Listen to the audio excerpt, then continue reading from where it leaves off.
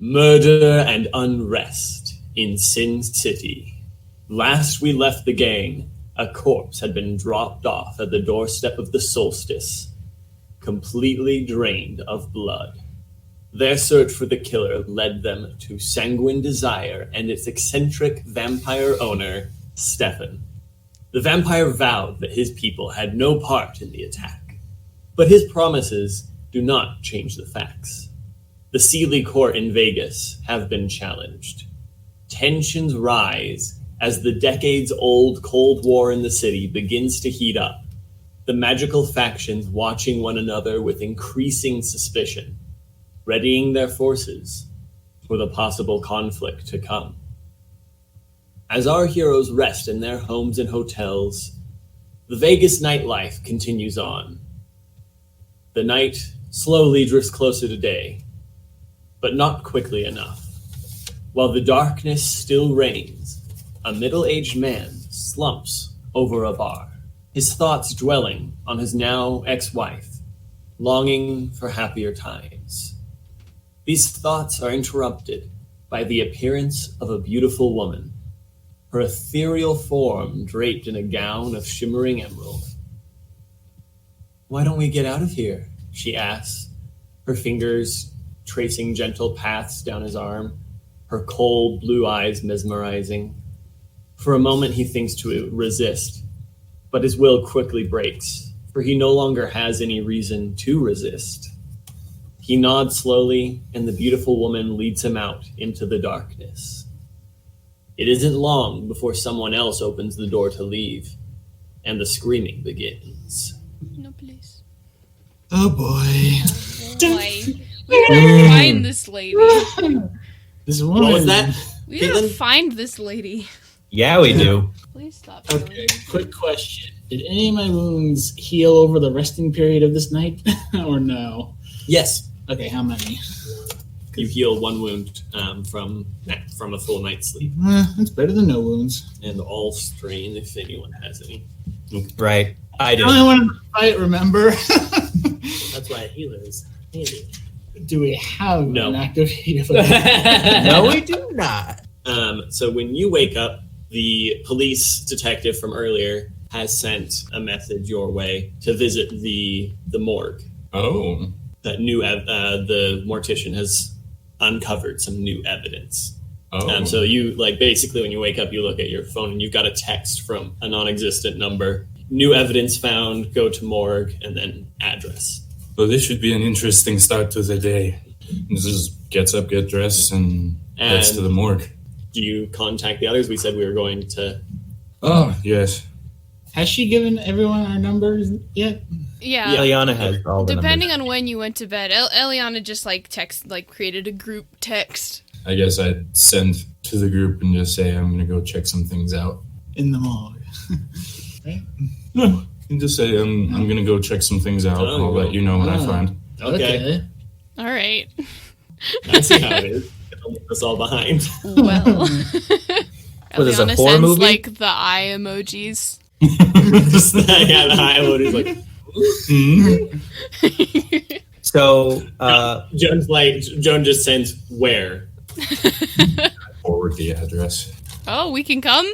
You can. Oh, Brad. You are free and sentient beings. Okay, sweet. How far away is Rian's truck from the motel he and Cayden stayed in? good question. By foot. What time? Sorry. To walk? Yes. A while. Elianna said she'd come get you and bring you back to your truck. Oh, that's a smart idea. She's not going to leave you stranded there. I was about to say, like, it would be a decent walk. Not like an hour, though there are plenty of places in the city where it take an hour to get somewhere. Yeah.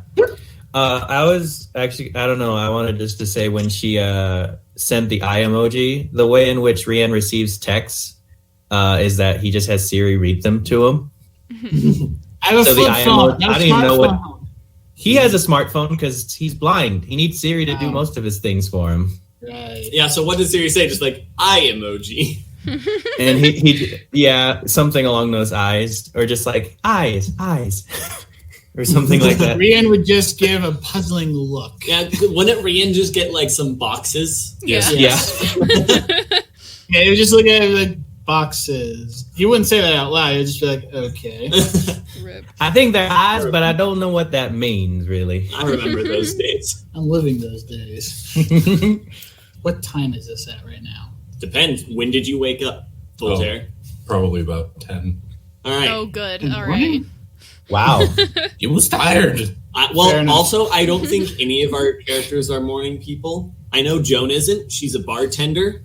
She stays up till a.m. every night because that's her job. Right. Definitely not a morning person. I think after this night, Rian would definitely not be a morning person. Last So person he who woke knows. Voltaire up before 10 died. A very true. Yeah. Okay. Cayden was up by 8. Yeah. To self, don't ever be near Voltaire when he's sleeping. So it takes a bit for everyone to get there, but we're able to successfully reach the morgue. And so when we enter the morgue, it's got like one wall are those like chrome body slider things. The chrome body drawers. Yeah. Nice. It's Excellent. the The corpse cabinet. slabs. Yep, the corpse cabinet. Nice. And so those of us who saw the body before recognize the body from the solstice on a slab. Another table right next to that, you see a young, thin, kind of short guy with a shock of blonde hair that was kind of sticking up in a lab coat working on another body. He's got like headphones on, just like nodding his head as he's working. Voltaire would just walk up behind him, pull the headphones Oh, off. what? Hello. Oh, hey, sorry. You're the specialist that they said they'd send in, aren't you? Yes, I am. There's more of you than I thought there'd be. These are my compatriots. I can never remember the word in English. Forgive me. They're helping me. Elianna waggles her fingers at him. What's everyone wearing right now? I'm assuming we're wearing something different from last night. Would you? Joan's got her leather jacket back on. She rarely goes anywhere without it. Did Voltaire burn those clothes? Oh yes. Immediately. He soaked them in a rather expensive bottle of cognac and lit them on fire. Yes. All right, what's he wearing now? I think he would have gotten a nice Italian cut charcoal gray suit. Ooh. Underneath, he'd have his signature, blood red button-up shirt with a nice black and red paisley type tie. He was feeling rather professional today. You seem rather professional every day. All right. Thank you. And so the mortician, he's got the lab coat beneath the lab coat. He's got a pair of sky blue sweatpants and a R2-D2 shirt. Yes. And he's also got this pair of really big glasses on his face. It's just feeling out the waters here a bit. How much do you know exactly about the situation? Assume that I know more than you think I do. Okay, sorry. Every time I get a specialist in here, it could be anything from some guy who just wants to have the situation signed off to someone who knows what's really going on in the city, which never know which one I'm going to get. Oh, I am very familiar with everything. Okay, that that's goes good. on in this. We know about the magic, sweetie. Oh, good. Okay. I used to be higher up in the pecking order here, but I was a little too thorough in some of my reports. And apparently the big bosses upstairs don't like it when you mention that the corpse is humanoid but not human. Apparently people don't like that sort of thing being on official reports. So back down here in the basement. Woo! Oh, sorry, I'm being rude. Dr. Walter Bittles. Voltaire. Nice to meet you. I love this guy already. Voltaire. And this lovely woman beside me, her name is Elianna. Nice to meet you, Elianna. She's wearing a white floral pantsuit and her hair in a low ponytail. Because I didn't get to input my outfit. Rian's wearing the usual Monster Hunter outfit he always wears. Okay. All right. So corpses. So we got 2 victims, and Oh, there are 2 of them now. yeah. So you only heard about the first one. Yes, the rather unfortunate crispy fellow. Yeah. So we've got blood drain victim number 1 from outside the solstice, completely drained of blood. Yes. Some of the tests showed he had some very high hormone levels before pre-death. Interesting. Very interesting. Cayden had raised an eyebrow. Chemicals still remain inside your body. Yeah, Oh no, sorry. Tell me, did the second victim share the same fate? Yeah, pretty much. This one was found. This one was out, literally, on the doorstep of the Millennium Fandom Bar. Very interesting. It's a fun place until apparently someone dropped a corpse in front of it. People do tend to get rather what's the word? Squeamish around dead bodies. Yeah, I don't understand that. Weird, alive people are the scary ones. I tend to agree with you, but I was told there were more things rather interesting. So there was the very high hormone levels in both of the victims. So they were having a rather enjoyable time before. Before it ended. Drained. Before it ended real fast. Yeah. And so here's the. Where did I put that? You see, it goes over to a desk that is a bunch of jumbled up papers. There's a Death Star paperweight. Nice. And, Tell me we get to see this guy periodically through the campaign. oh, okay, got it. I was given a copy of the report from the fandom bar. Excellent. Do you? Oh, what do I say? Easy perception check. Is your perception? Easy for some. Yeah, easy for some. Technical sense, it is 1 purple die. Oh, excellent. What do you got? That's really good because I have 2 cunning. Oh. That's what I get.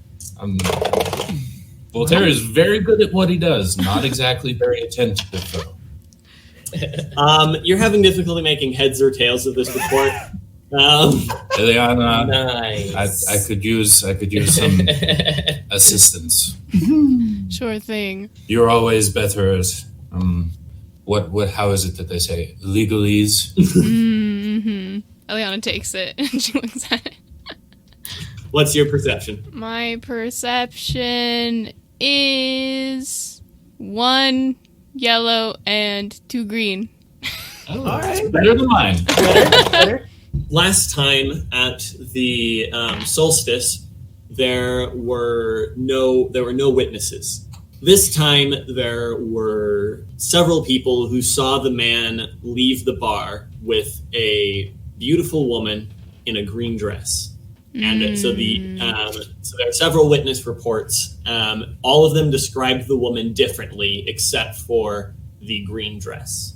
Can I make a knowledge supernatural with Fae specialty check? You may make a knowledge supernatural check. I would like to do that. I have 2 yellow. It's not great. What I got.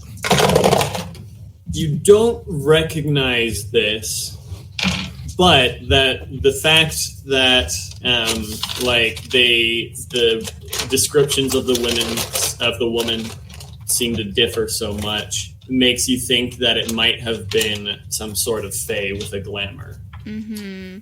Interesting. We have witnesses this time around. Alrighty. What did the witnesses say? He was led out of the bar by a woman who seemed to appear different to everyone who saw her. Just slightly, but enough to be suspicious. Well, that could also, that's actually really common. Memories are notoriously terrible. It's very common for there to be multiple witnesses to a crime and for them to describe very different things. I suppose. But you mentioned something about a green dress, did you? I did not, but I am now. She was wearing a green dress. That was consistent about that must have been the one thing that I was actually able to read. Wow, Voltaire, we're so in sync. Green. Green dress. Maybe we should check out the bar, see if we can talk to anyone who was there. Good idea. What kind of is it? Does it have any supernatural connections, this bar? Joan's gonna make a knowledge supernatural. Yes. She should know this. For being a local. Yes, Joan does know. Yeah, so the Millennium Fandom Bar is very popular among the nerdy cosplay crowd in the city, which also makes it a very convenient spot for supernatural types to hide out in the open. Even the less human-looking ones, people just assume that that's really good cosplay. The owner is a low-level empath. He can, sense emotions and stuff, and it's part of the reason why he is able to maintain the bar's status as neutral ground. I should probably be saying this as Joan. Yeah. Probably. Yeah. So the bar, the Millennium Fandom Bar, is a pretty common spot for the local supernatural scene. It's pretty easy to hide out among the cosplay crowd. Half the time, Fae just drop their glamour when they enter, because no one looks twice at the person with a giant pair of horns on their head if it just looks like a good cosplay. The bar is also, more importantly, it's neutral ground. No, it's a place where the supernatural factions are able to intermingle without, killing each other. Very interesting. And no one is willing to break that neutrality. Until now. Well, technically, It did happen. Outside, but if it happened outside that is a danger. Well, I just say that's a dangerous gray area, because that's technically not breaking the bar's neutrality. But Well, it seems like whoever we are going after is rather fond of dangerous gray areas. feels like a message to me. Did you say both the victims were human? All my tests show humans. No sign of weird stuff in their anatomy. Do you have any information on the victims? We were able to ID the first one so far. Still waiting on an ID on the second.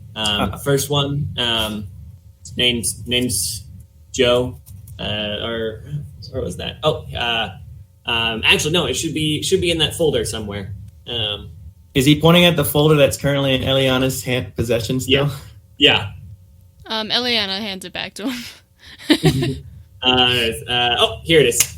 It turns it back.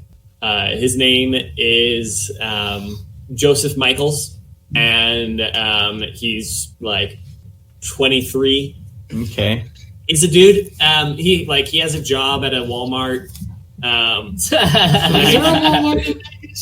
Multiple. What? Yes. It's a big city. We've Thing. got half a dozen at minimum. Everywhere has a Walmart except Germany. Except Germany.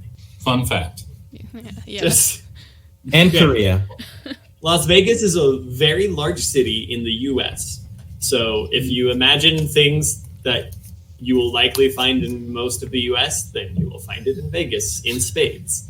Okay, so he has a job at Walmart. He's 23. No criminal record. Lives by himself and everything too. He does not live by himself. He lives with a girlfriend. A girlfriend. Do you have an address for this person? Yeah. Make up an address, Jonathan. Just Give say me a that you have full it. Don't say address. I where. want a zip code. I want to see this on Google Maps. You just find a random house and be like, okay, it's that house. Okay, it's that one. We're trying to be as accurate to real world as possible. No, Yeah. No. we're not. It's fine if it's vague. Please make it vague. Yeah, you he's, don't have to give me an address. Yeah, he's on 3769 Spear Street. Nice. I like it. That sounds pretty good, actually. Okay. I'm hoping that Spear Street is an actual street. I'm hoping that's not an actual address on Spear Street. Yeah, this looks like about the kind of houses he would.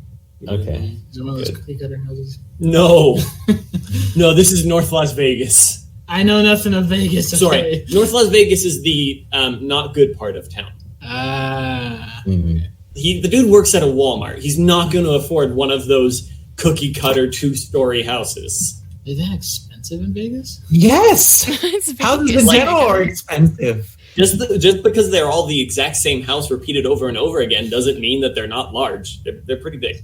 So after this information is given, Cayden's going to suggest, well, I'd say some of us go check out the Millennium Fandom Bar, and the rest of us go and talk to this girlfriend. I have one last question. Were you able to establish a time of death relative to when the bodies were found? Yeah. The first body seems like it was killed maybe.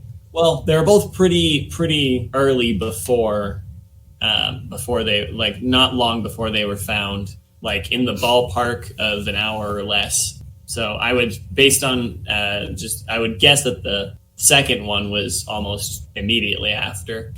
They're probably still gonna go with the story of killed somewhere far away and then dropped off as a something. I don't know. Try not to take it personally.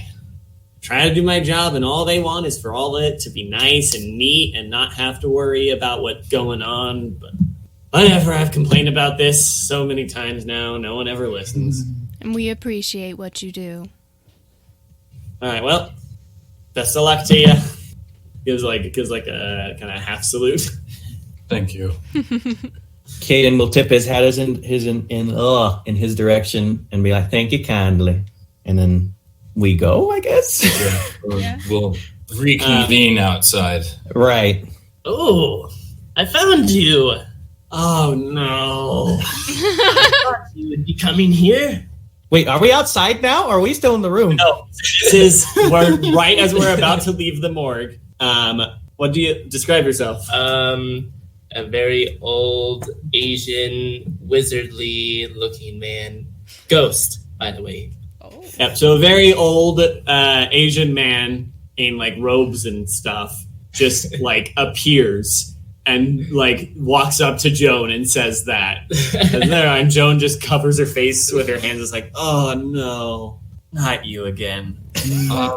Who's your friend, Joan? A really, really old dead guy who won't leave me alone.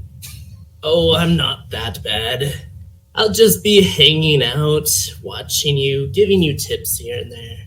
Not creepy at all. Rian just raises an eyebrow at that. I could get rid of him if you like. I don't need him killed or anything. He's already dead anyway. Don't need you to expunge his soul from existence. He's annoying, not dangerous. Cayden's just smiling really widely at this. Dude, I can be dangerous if I want to be. Everyone, this is Old Wizard McGee. Nijashri. Nijashri, that's it. Nijashri. Yeah, keeps trying to get me to join his old wizard order or whatever.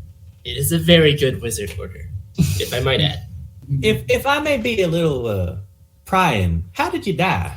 Wow. That is a very personal question for a ghost. My I have to goodness. get to know you a little bit better. Well, that's very fair. I apologize. I was just wondering if it had anything to do with this wonderful order you were talking about. Maybe it does, maybe it doesn't. May we please get back to the task at hand? If we are not going to expunge the ghost from existence, you may as well come Please, with us. yes, let's do something else. Ooh, what are we doing? Investigating a murder. Come along. Yay. Join the ride. I Okay, love so- just how open this all is. Just like anybody can waltz in here and just join in. I'm not mad at it. I just think it's fun. Well, I mean, they wouldn't let me put rock salt through his head. So. True. Mm. We could just leave like someone really fast. Can we put a salt circle around him just right now? You think I just I carry have salt with it. me? I mean, I have some. All right, no, that's too much effort. Let's just go. Okay, who's- going where? Who's going? I can join the group going to the bar. Personally, I'm not a fan of North Las Vegas myself. So I might be able to figure some. That's the scene of the second crime. I might be able to figure some things out while I'm there. I'll go with you, Joan. I can go to Joseph's house. Well, I'm gonna go to the bar. Grieving widows give me a headache. I will go with Elianna to Joseph's house then. Oh gosh, what accent was I using that time? Normal. Sounded normal. Really? much of an accent. Okay, I couldn't. That is okay. My hearing. Is, He's done it. We have Rian's voice. And I guess you're gonna follow me around like normal. Yep, you got it. Elianna, do be careful. North Las Vegas is never a pleasant sight. I can take care of myself. You be careful too. Oh, I'll try. All right. So we split up. Can we take this chance to maybe stop by the truck? Oh yeah, we can get your truck. Probably have me and Cayden pick up our guns in case. Well, I'm not in the We car already- anymore. We did that. established that we already picked up the guns that night. We did? I couldn't Yeah. tell. All right, then we'll just go to Joseph's house. Mhm. Good. All right. What was the foreigner's name? Dr. Walter Bittles. Thank you. Fudge. Yes, We didn't ask the girlfriend's he's name. Like, all right, bye, Mr. Ghost Person. I'm loving this ghost already. You are very much too much used to seeing everything. I get all the weird corpses. He's also not the first ghost I've seen. There have been a couple that have hung around as I've done their autopsy. It's real weird. Sounds awkward. Very. Real weird to have a guy standing right next to you as you cut his chest open. I can't say I have experienced anything like that. All the weird things no one likes talking about. Yep. Anyway, we should get going. And force be with you, friends. You too. Yes. I love this guy. Okay. We need to see him more often. So we get to the Millennium Fandom Bar. Fun fact for people who don't know Vegas, this is a real place, unlike our previous settings. I knew it.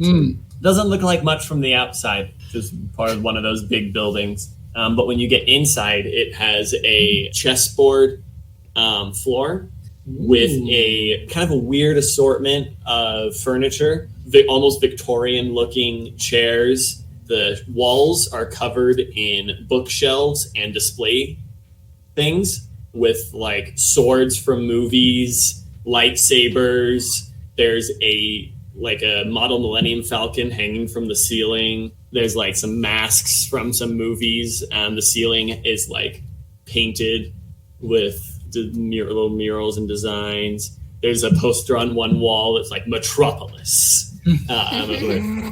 Stuff. Yeah. And despite the fact that there was a murder outside not too long ago, and that it's the middle of the day, there's people here. It's definitely not happy hour or anything. Not a ton of people here, but there's some people milling around. There's the bartender behind the bar, bald guy.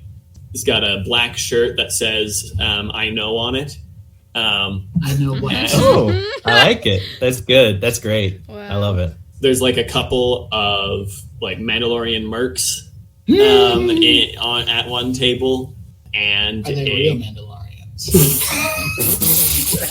which campaign is this? And then like some relatively normal looking people and a dude with basalt gray skin.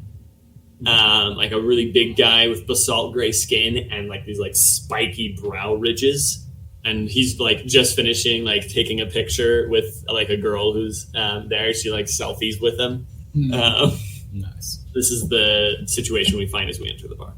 Voltaire's gonna go get a drink. All right, what can I do for you? Bourbon, neat. He starts grabbing it. So, you feel like you seem like you've got some stressors. You could say that.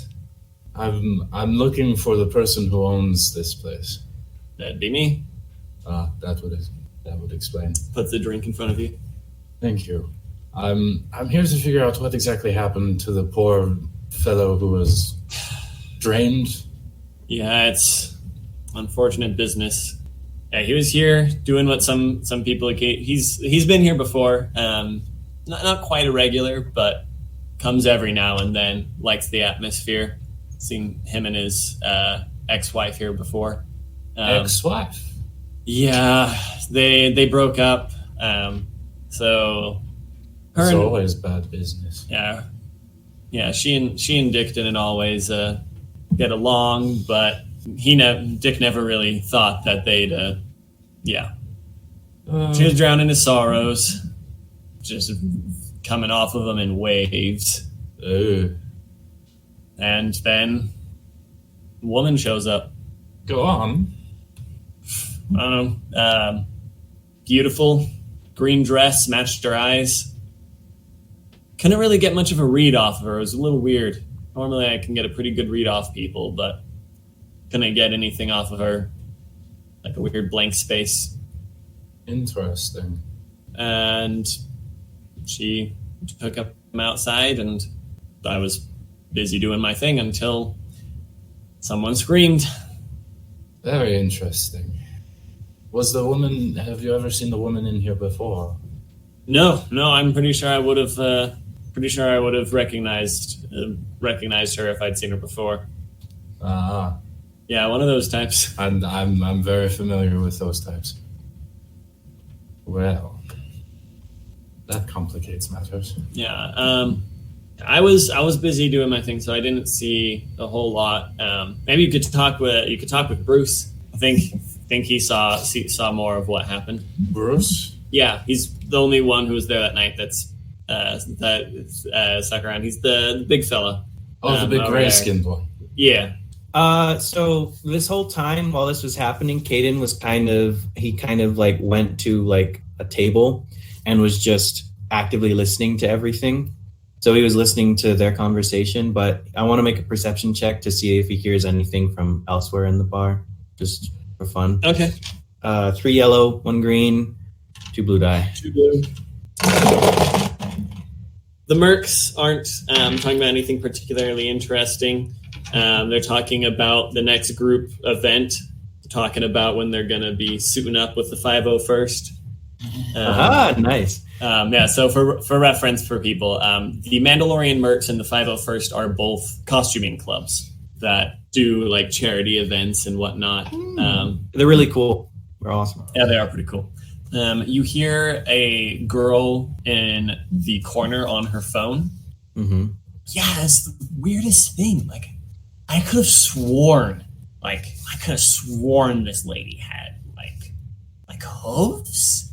I don't think, like, it was weird. Like, if that was supposed to be a cosplay, I don't know why, because the dress was covering them. It was only saw it for like a second. That's a really weird cosplay choice.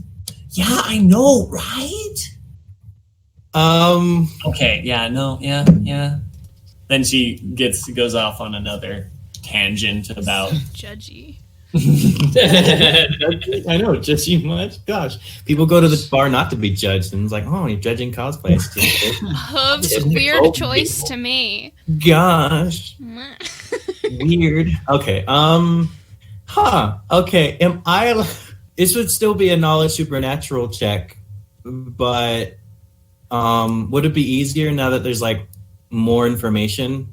This is kind of like a connect the dots kind of check. That's not a perception. That's still a knowledge supernatural, right? Yep. All right. Yeah, I'm just gonna track it. So there is something that I will let you guys do. Okay. So because this is an urban fantasy world, this is basically our world plus monsters. They have the internet, and it's essentially our internet. So as your characters, you can look up things on the internet. So you could make a knowledge supernatural check to see if you like already know this, but it is also an option just to let you know that you can take the information you know and put it in a Google search. Is that like a check or? That is, do you have a phone? Yeah, he has a smartphone. He just have to tell Siri to do it. Yeah. Tell Siri to do it if you want to do it. I'm down for that. I mean, Would Cayden think to do that though? I'd at least want to know if he's experienced dealing with this monster before, which would be a knowledge supernatural, and if not, then yeah. So I at least want to know if he's experienced this monster prior. Okay, what's your knowledge supernatural? It's just 2 and 2, nothing special. Okay, you've heard, this is familiar. You have not encountered this before, but you've heard of it. You heard of it from a Monster Hunter friend back from your old job, your old situation. When they went on a hunt in Scotland, they encountered this. Ooh, okay. Or something like this. Okay. So it like what it is sounds familiar, but don't know a name or exactly what it is. No, you just know it's from Scotland. Okay. So with the information we have, he's going to ask Siri to look something up. Hey, Siri. Yes. Search a vampire in green dress with hooves from Scotland. I love it. Shoot, I'm going to look that up. I wonder if that brings up anything. Vampire with hooves dress from Scotland. My question. And her ghost friend. I think Joan went to talk to Bruce. Nice. Excellent. Okay. Would you get very... All right. So Siri would say, folklore. According to Scottish folklorist Donald Alexander Mackenzie, the Baaron Sith usually appears as a beautiful young woman wearing a long green dress that conceals the deer hooves she has instead of feet. Like other vampires, she drinks the blood of human victims and will vanish with the rising sun. That's literally what I found as I looked it up. That's exactly what it says. It's the first thing. Serious? It's right there. Wow. It's pronounced Baaron C. Yeah. But Siri probably didn't pronounce it that Yeah, way. Siri probably didn't pronounce it right. Well, looks like we might have a name for our culprit. He'll, I don't know, is Voltaire still talking with the bartender? By this point, he'd probably have just finished.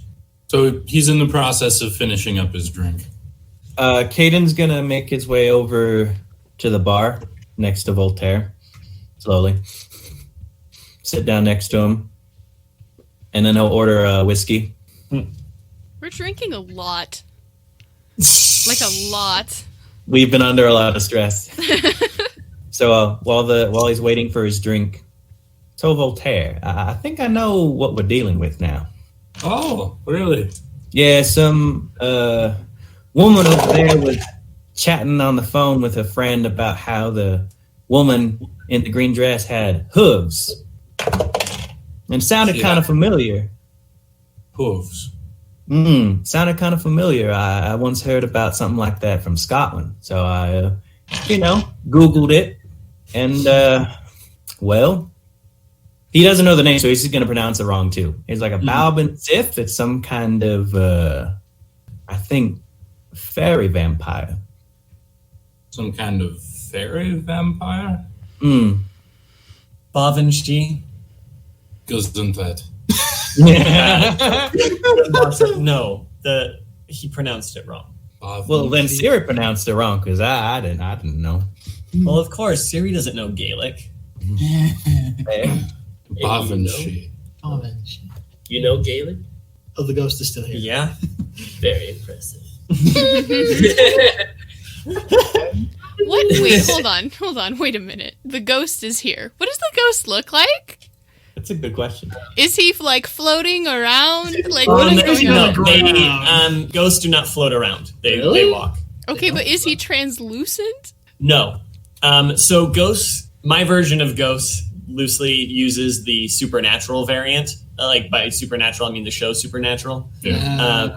Where their standard status is invisible, but they can manifest themselves into a semi-physical shape that looks like it's really there. Oh, okay, cool. But no one is looking at him that weird, even though he's an old Asian guy in robes. People just kind of looking like, oh, interesting choice. Well, judging his cosplay too, I see. Blind. We missed you. Blind man. Forgive me. My memory is terrible. You were saying? Oh, yeah. Just that, I think that's what we're dealing with now. Some kind of fairy vampire. I don't know why she would start, intruding on other people's territories, or why she's even here. But Bavanshi, I'm gonna make a knowledge supernatural check. Because Joan would know how it's pronounced because she knows how Gaelic works. But let's see if she actually knows what that string of Gaelic sounds means. With that particular flavor. She know the literal, like she knows what she is. That much is obvious. Okay. Yeah, all right. Well, this is bad news. Bavanshi are a particularly nasty type of unseelie fae. Oh, fae. Yep. Particularly, they've got a thing for guys who are longing for female companionship. I'm getting very uncomfortable with the way you are looking at me right now.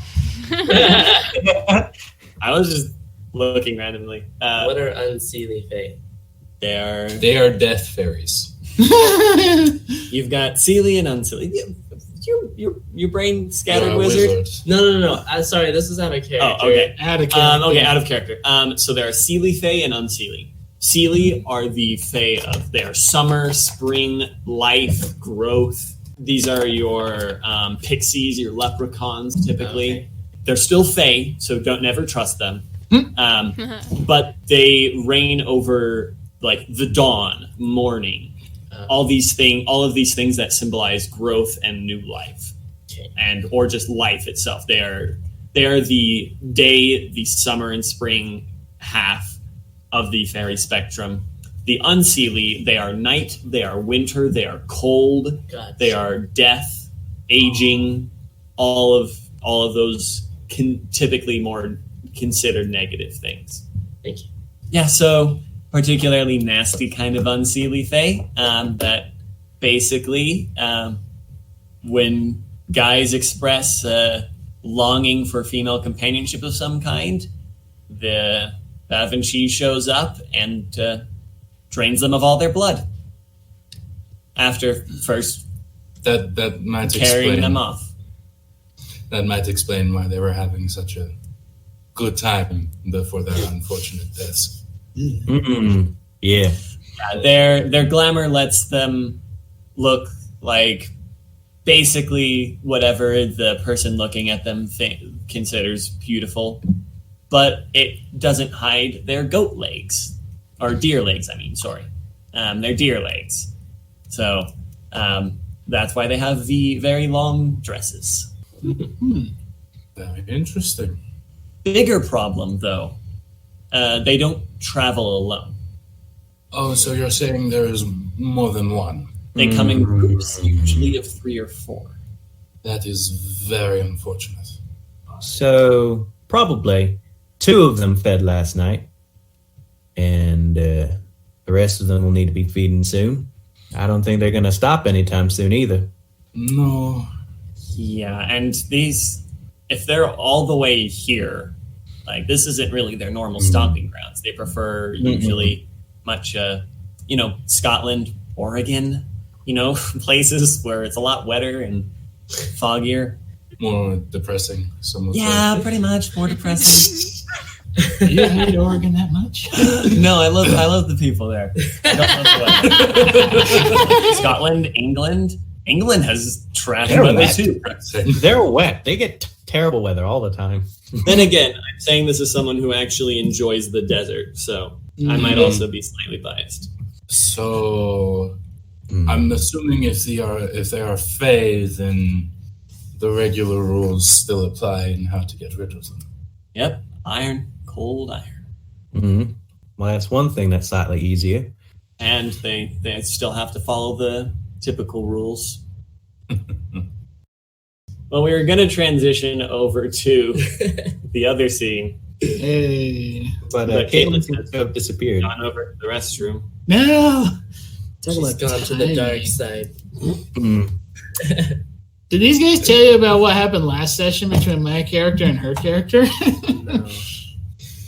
I gave her my name when she's part Fae. It's true. It's true. He did a stupid Wow. thing. She asked, "May I have your name?" Which, if she had been full Fae instead of only half, and he did what he did, then He did it dumb. Then he would no longer have a name.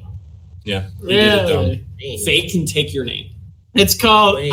But they can't do it. They can't do it without your permission. They have rules. So if a Fae comes up to you and says, "May I have your name?" and you answer A-aron or "Sure," they now own your name. Yeah. Mhm. Why would they want your name? Names have power. Okay. So you no longer have an identity. Your name is who you are. Okay. You lose your memories. Oh. You lose like everything that makes you you. Okay, so if I tell somebody my name is Nijashri, does that count? With the Fae, there is no spirit of the law. There is only the letter of the law. We killed the law and exorcised its ghost. I saw that. So it is very specific. If they ask, "May I have your name?" Oh, okay. So then That's if so you funny. answer with yes, sure, like that, or answer with your name, you have thereby given them your name. But since she is not a full Fae, I did not take that punishment. Remember, Yeah, it's called Elianna was playing smarter than any of us after being Well, he doesn't. He didn't lucky. give her full name, so she can't use it in that sense. Yeah. Who knows that she's half Fae? Cayden Cayden does. could smell it. Voltaire probably knows, right? Voltaire has his suspicions. Oh, interesting. Okay. He has his suspicions, and he's pretty sure his suspicions are correct. Did Cayden that's fair. and Rian? Joan's been around a lot of Fae in her life, So she probably knows. so she can guess. Did Cayden have Well, that let me- little conversation how off much screen would with I know? Rian? Never Yeah. said that?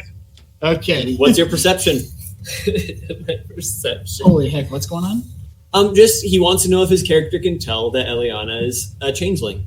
From halfway across the city? No, he saw her already.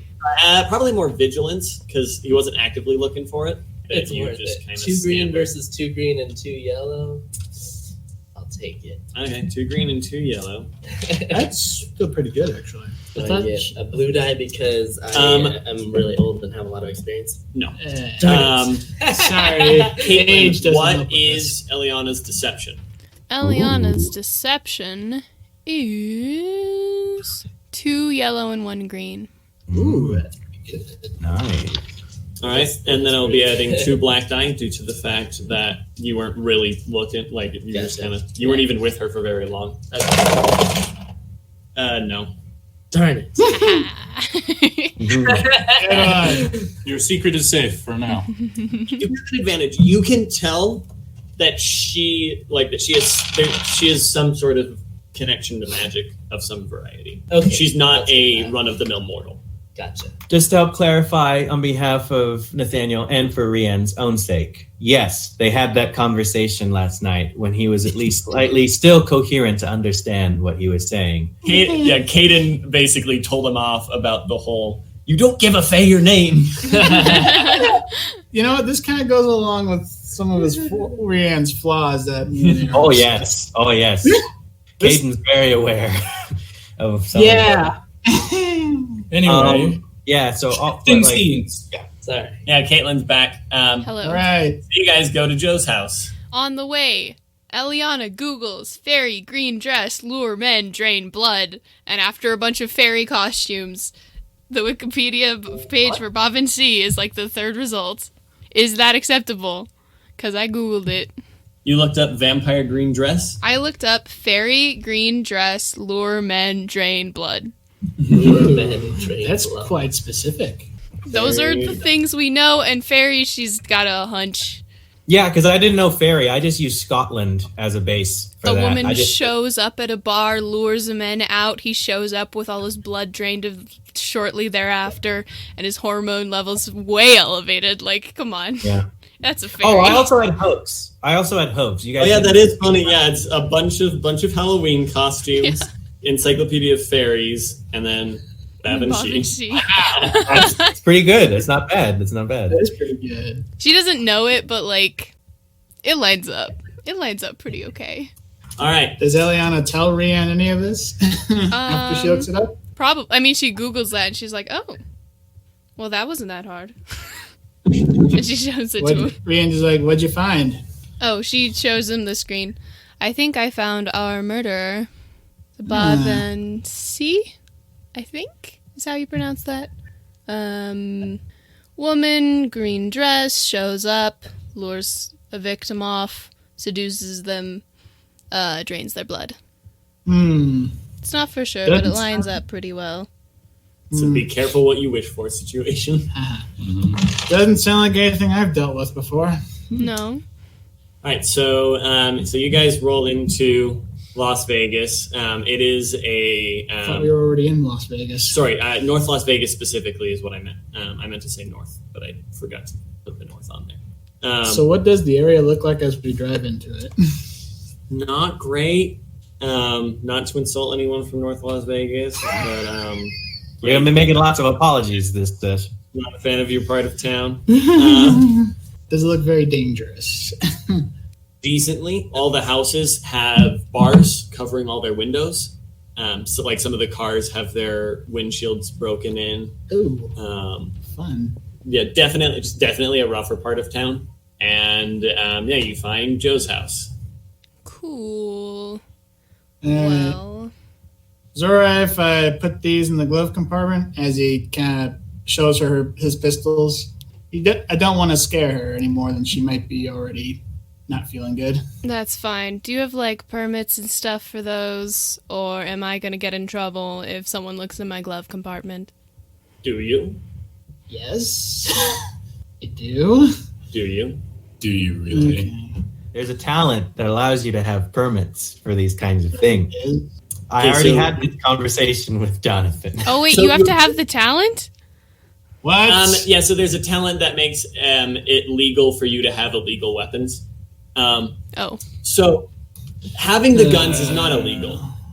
You can have guns in Vegas.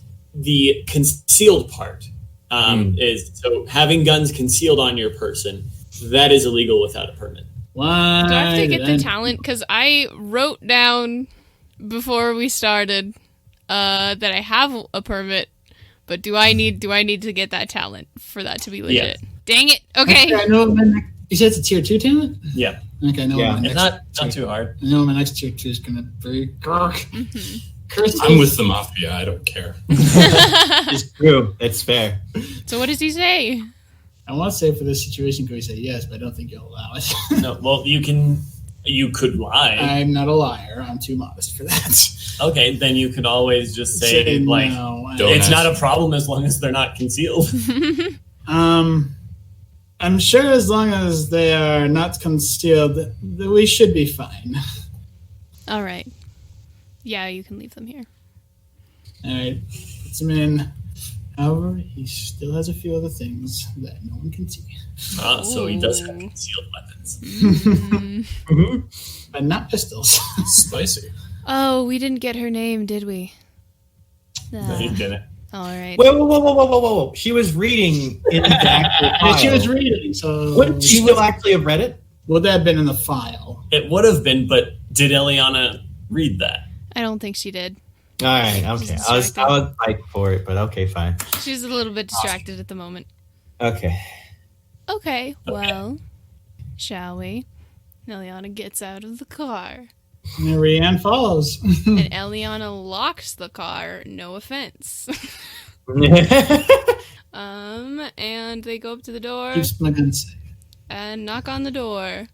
Just say we're looking for... We wonder if this is like Joseph's house or something.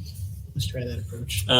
Okay, so it's got a kind of a 2-door situation. It's got like a metal grate thing, and then like the wooden door behind that. After a minute, the door opens, and a kind of shorter girl. She's wearing a loose tank top and shorts. Looks like she only recently woke up. Hello? Who are you? Hi, sorry if we woke you. It is... Well, it's not that early. We're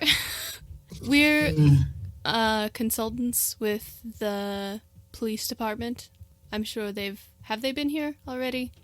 Okay, first deception check. Shoot. I mean, we are, in a way. I am. Incorrect.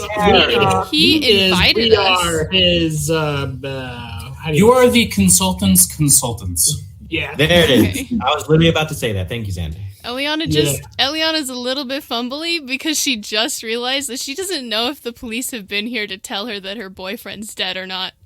Oh, bugger. But got 2 yellow and 1 green. Shoot. I like the songy voice. Thank you. She kind of like looks you over, like the two of you, like you in your like super nice pantsuit and him in his Rugged outfit as ever.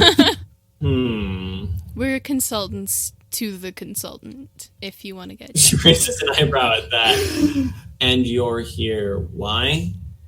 Have the police been in contact with you? No. Hey, if this is about Joe, like he hasn't done anything bad. We're like he keeps his nose clean. Yeah. Well, it's Joe hasn't done anything, but this is about Joe. Joseph Michaels, you're his girlfriend, aren't you? Yeah. 3 years now. Make it harder. I have a bit of bad news for you. What? Okay, hold on a second. Would you prefer Rian to say this? Well, no, here's the thing. The police haven't told her anything, and Eliana's like, I was not authorized by anyone to say anything to anybody. Like, Voltaire seemed to think this was chill, but other than that... Okay, you know what? Okay. We're in way over our head, but it's fine. We're just gonna... Okay. Is Elianna hesitating at this moment? She hesitates for a brief moment. So if Rian wants to do anything, he can step in. So as Eliana's hesitating, Rian's gonna be like, well, we're sorry to have to bring this information to you, but Joseph passed away last night. What? What do you mean passed away? Okay. This is not good. This is not good. Okay. What? No, Elianna doesn't say that. That's me. This is not good. Okay, well, then she says that to Rian. What are you talking about? What are you... His He was fine. I got a call from him last night. I'm sorry. I'm so sorry. The actual time as to when the body was found? Oh, gosh. This is out of character. No, he's dead. It was like I think a bit after midnight. After midnight? All right. I'm so sorry. I assumed Just going to the bar. I assumed the police would have contacted you about this, but his body was found late last night. She like covers her mouth with her hand. I'm Covers her so mouth sorry. with her hand. Um, How? can we come in? You should sit down, probably. Okay, this is a charm check. I have 4 yellow. Dang! And Elianna does, like, look truly remorseful. Like, she looks really... Okay. She opens the screen door and just goes over to her couch and, like, kind of collapses into it. As we're coming in, Rian just takes his hat off. Respectful. Good man. Is there a... Because I don't want to get all up in her space. Is there, like, anywhere else to sit? Like, across from her or next to her or anything? It's not much of a living room. There's, like, a couch and a smallish TV on the wall. Right next to it is a small kitchen with some chairs. You could take the chairs from the kitchen. Okay. Elianna grabs a chair and moves it sort of Rian's in front gonna... of... Yeah. Okay, so you sit down. I'm so sorry, sweetheart. What's your name? Sorry, Susan. Susan. It's nice to meet you, and I'm sorry that it's under such unpleasant circumstances. If you need a minute, we can give you a minute, but we have some questions for you. What happened to him? How do So people just pass away? He didn't just pass away. We think that he was attacked by either some kind of animal or a person. It was likely very quick. She starts to hyperventilate a bit. Shoot. Like, okay. Who would want to attack him? We're not sure yet. That's what we're trying to find out. He didn't do he didn't have any enemies. He worked at Walmart, for goodness sakes. Yeah, we know. When did you last see him? Yesterday. Yesterday morning before he went off to work. He sent a text that he was going to the bar before coming home. I just assumed that he'd had too much to drink and had a... Do you know what bar he was at? No. I don't know. Sorry. No. He doesn't go like regularly. Just when he's really, really stressed. Mm-hmm. Does he just get stressed from work, or are there any other factors? Yeah. Just work mostly. His mom's having some health problems. Oh my goodness, I'm gonna have to tell her. And you said, like, he doesn't have any enemies? Nothing suspicious or weird going on with him? No, he's just working, trying to save up enough money to go to a college or a trade school. He wasn't sure yet. Can Rian make a perception check to see if she's telling the truth? Yeah. Let's do that. What's her perception? Which one's perception? 2 yellow, 1 green. Yeah, she's telling the truth. Okay. Just being devilish here. He wasn't involved with anything No, unconventional? Anything what? Unconventional? No, he liked alternative music, but that's the weirdest, that's kind of the weirdest thing about him. Mm-hmm. Yeah, I don't know, he's a pretty normal guy. He was sweet. All right. Elianna looks at Rian. She says, I think that's all our questions for now. Yeah, Rian nods in agreement. The police should be in contact with you. But if there's anything you need, Elianna gets out a card and gives it to her. Don't hesitate to let me know. And if you remember anything strange or anything comes to light, we want to figure out who did this to Joseph. Okay. Thank you. Is there anything I can do for you right now? I just need some time to. Yeah. All right. Elianna smiles warmly and squeezes her hand a little bit. Just let me know if you need anything. Okay. All right. Elianna gets up and goes for the door. And Rian follows. You guys can hear sobbing behind you. Rian does not feel good about this at all. Okay. They step outside, and Elianna takes a deep breath and sighs shakily. Rian puts his hat back on. Like, well, don't suppose there was an easier way to have that go, was there? Probably not. Oh, I just assumed that the police would have been here already. What time is it? It's like almost noon or something. Yeah. It's right about to turn noon. All right. Well, let's go find the others at that bar. I need a drink. Mm-hmm. All right. Duh. To the bar. Yeah, so we're finishing up our scene when they come in. That was so. And how's Elianna looking? She looks a little bit shaken, a little off her game, but she's trying to keep it together. Barkeep, we're gonna need a drink for my lovely friend here. Thank you. What do you need? It's like, I see. Let me help. I need to learn more about alcohol for this game. Me too. He senses the emotional turmoil Elianna is going through. So Rian is not doing that great either, but he's doing what he can. He's hiding it pretty well, I think. Whatever it is, just make it expensive and it should do the trick.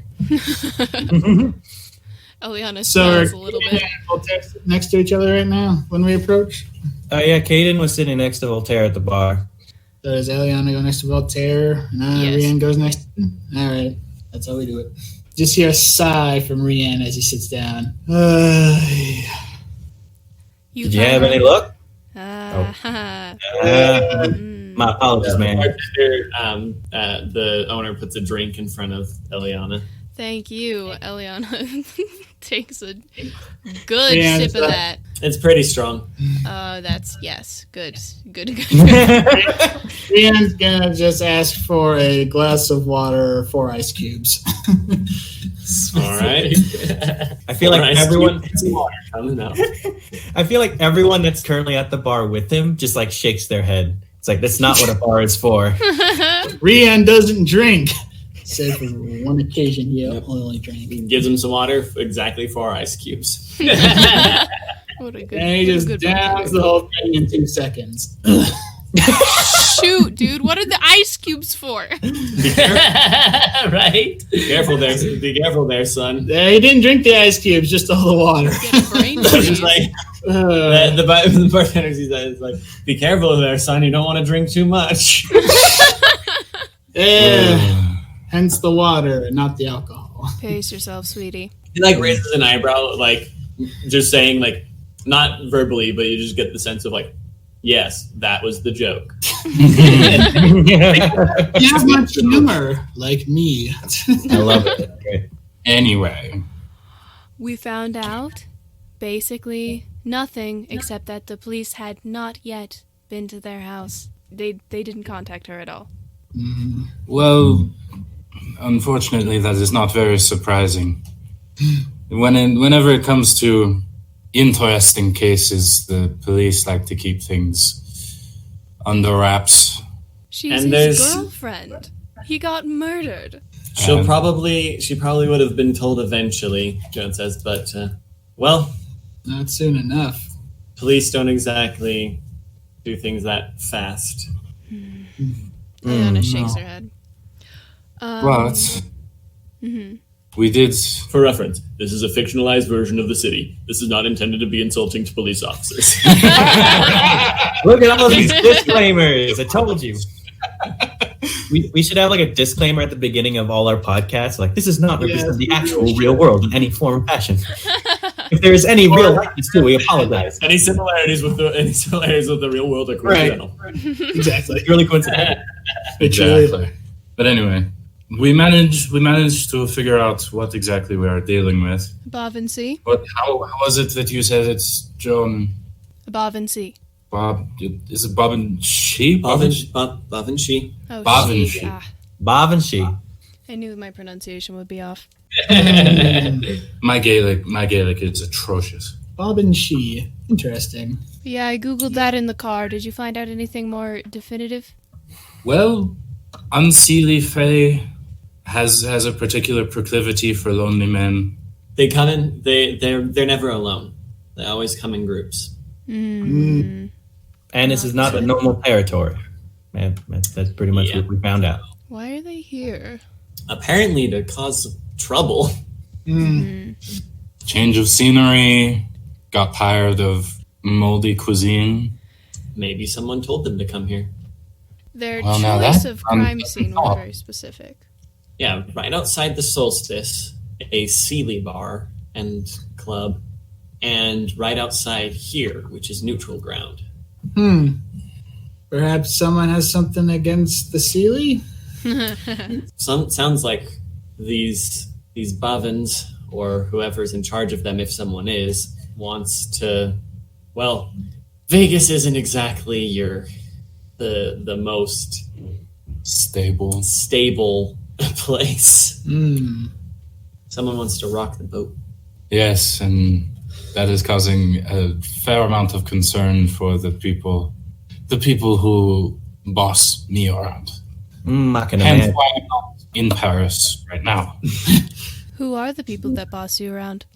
Oh, rather unseemly large people with rather unsettling shadows, but they have fantastically white linens, I must say. I've been trying to get him to tell me the secret for over 50 years. Joan raises an eyebrow. I have a free port. Well, you're looking good for however old you are. Thank you. I've been around for longer than I care to remember. Same. He just comes in just like, staying. Mr. Ghost, Mr. Ghost McGee, whatever your name is, if you appear without announcing yourself again, I will implant rock salt in your brain. Have I made myself clear? Yes. You just see as soon as he appeared, he just rubbed his temples and he was just like, ghosts. I'm just curious if there's any form of supernatural stuff that Voltaire does like. Most of which we've encountered is just like, oh, vampires, oh, ghosts. That's a good question. Just hits all of them. We should probably figure out some way to locate these Unseelies. Well, everyone just looks at Joan. Well, I guess we could try to lay a trap. Who wants I to mean- be bait? Yeah, we're gonna. We could always use you. No, he's too dead. What? What? Fine. He doesn't have any blood. Oh, fine. Yes, Rian. What type of bait are we going to need? A man. Particularly lonely one. You're gonna. Yeah, you need to be male, and you need to express some desire for female companionship. I'm guessing our first unfortunate victim was ruminating about visiting with his girlfriend later that night, and Hopefully. And the second one about his unfortunate ex-wife. So gotta be expressing some desire for female companionship. Anybody feeling particularly lonely? You feeling lonely, Rian? I can't say that I've ever been particularly lonely. Alternatively, we could find somebody else that's already looking for something and just find them before the Unseelie do. How do you propose we do that? Magic. Well, actually, so we might be looking at it the wrong way. Oh? Okay, this is Vegas. there's always going to be some guy wishing that he could be with a girl. Just honestly, that's true anywhere, but it's especially true here. Fair enough. Maybe we should be looking for a similarly important place. Okay. Because so far, the Solstice, a nightclub that is specifically Sealy territory, the person's murdered and dropped immediately out at the border of that territory, right outside the club, and then Neutral Ground, killed and dropped right in front of the Neutral Ground. So maybe someone else's turf. Who would be a likely candidate? Well, I mean, you always have the vampires. I would pity the poor fool who decided to drop a corpse outside of the order. That would not end well. Where would an unseelie murdering somebody cause the most fuss, bar-wise? All right, who wants to make a knowledge supernatural check? Would someone who actually has local knowledge be the best to do it? Yeah, it would be Joan or Elianna. Joan can make one. Joan, please. Joan. It's like local knowledge. We need someone. Got it. Well, Joan and Elianna are both locals. Mm-hmm. What do we get? Joan's a bartender. I just came around. Okay, well, let's see. So we've got the everyone's favorite satanic secret society over there. Voltaire's order. They run a lot of the city. Elianna raises an eyebrow at Voltaire. It's true. And then there's the Circle. They're, the book artifact nuts. They're like on the Illuminati on steroids. Wow. Secret Society got the whole symbols and whatnot. I don't know a whole lot because Secret Society, that's their whole shtick. But they like collecting ancient tomes and artifacts and stuff. They're holed up in like the Luxor is their main place of business in the city. You know, the giant black pyramid with a sky beam. Not exactly the most secretive spot for a secret society to set up shop, but who am I to judge? Well, I mean, it is Las Vegas. True. Yeah, and then the Order's got most of the non-thematic casinos. Yes. Describe non-thematic.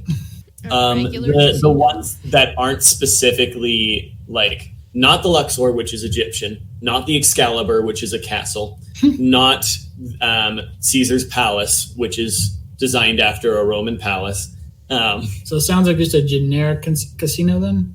It is. So the Wynn City Center, all of these, like a lot of the new high-tech ones, there's a rumor, like not confirmed, but there's a rumor that Trump Tower's in that collection as well. That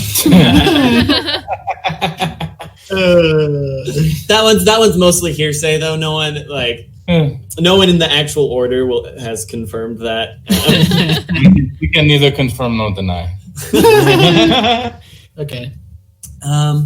You've got the Greeks. They've got Caesar's Palace, and the Venetian. Ooh. You know, Olympus Industries. It's a lot of places to cover. Basically, everyone wants a chunk of Vegas. But I think one place we can definitely say that they won't be attacking is the Excalibur. That's a definite no. Because I don't know any I don't want to know any Unseelie that would mess up there. That is Unseelie territory. How much of that is Sealy territory? The Excalibur? Sealy aren't allowed. No, not Excalibur, the other places. So Sealy the Sealy court doesn't have a massive presence in the city. Mostly just places like the Solstice. They don't have any of the big hotshot casinos. Okay. Well, now that we know who exactly we're dealing with, I mean, we could always just go bust down the door of the Excalibur and see what's happening. Bad idea. No. Yeah, like Cayden also is like, Yeah, Rian, those overweight security guards, most of them are not actually overweight humans. They're mostly ogres and trolls with glamours. Oi! That would explain the smell. And they definitely wouldn't be the worst of what we'd be walking into if we just marched blasely right into there. Yeah, that's you. Like, if you enter the Excalibur and don't make a fuss, like, then you'll just get some side eyes from the security guards. But breaking down the door, that sounds like a bad idea. Mm-hmm. We're trying not to cause another scene. And we really, really, really, really, really don't want the attention of the person in charge there. No. That bad. Yeah, you do not want Morgan knowing you exist. Morgan. Morgan Le Fay. You know, yeah, the Arthurian myth and all that. She's a lot scarier than the stories make her look. And basically, you don't want her to know you exist. Dandy. Not going any deeper than that. Cayden takes a long swig of his whiskey after she says that. Rian just chops down one of the ice cubes in his glass. Well, we still have another problem. There are certainly lots of options for these Bavanshis to attack, and there are more than one of them. And they did attack 2 in one night. We have a lot of ground to cover, and even if we caught one, we'd still have more problems. I might have an idea. One?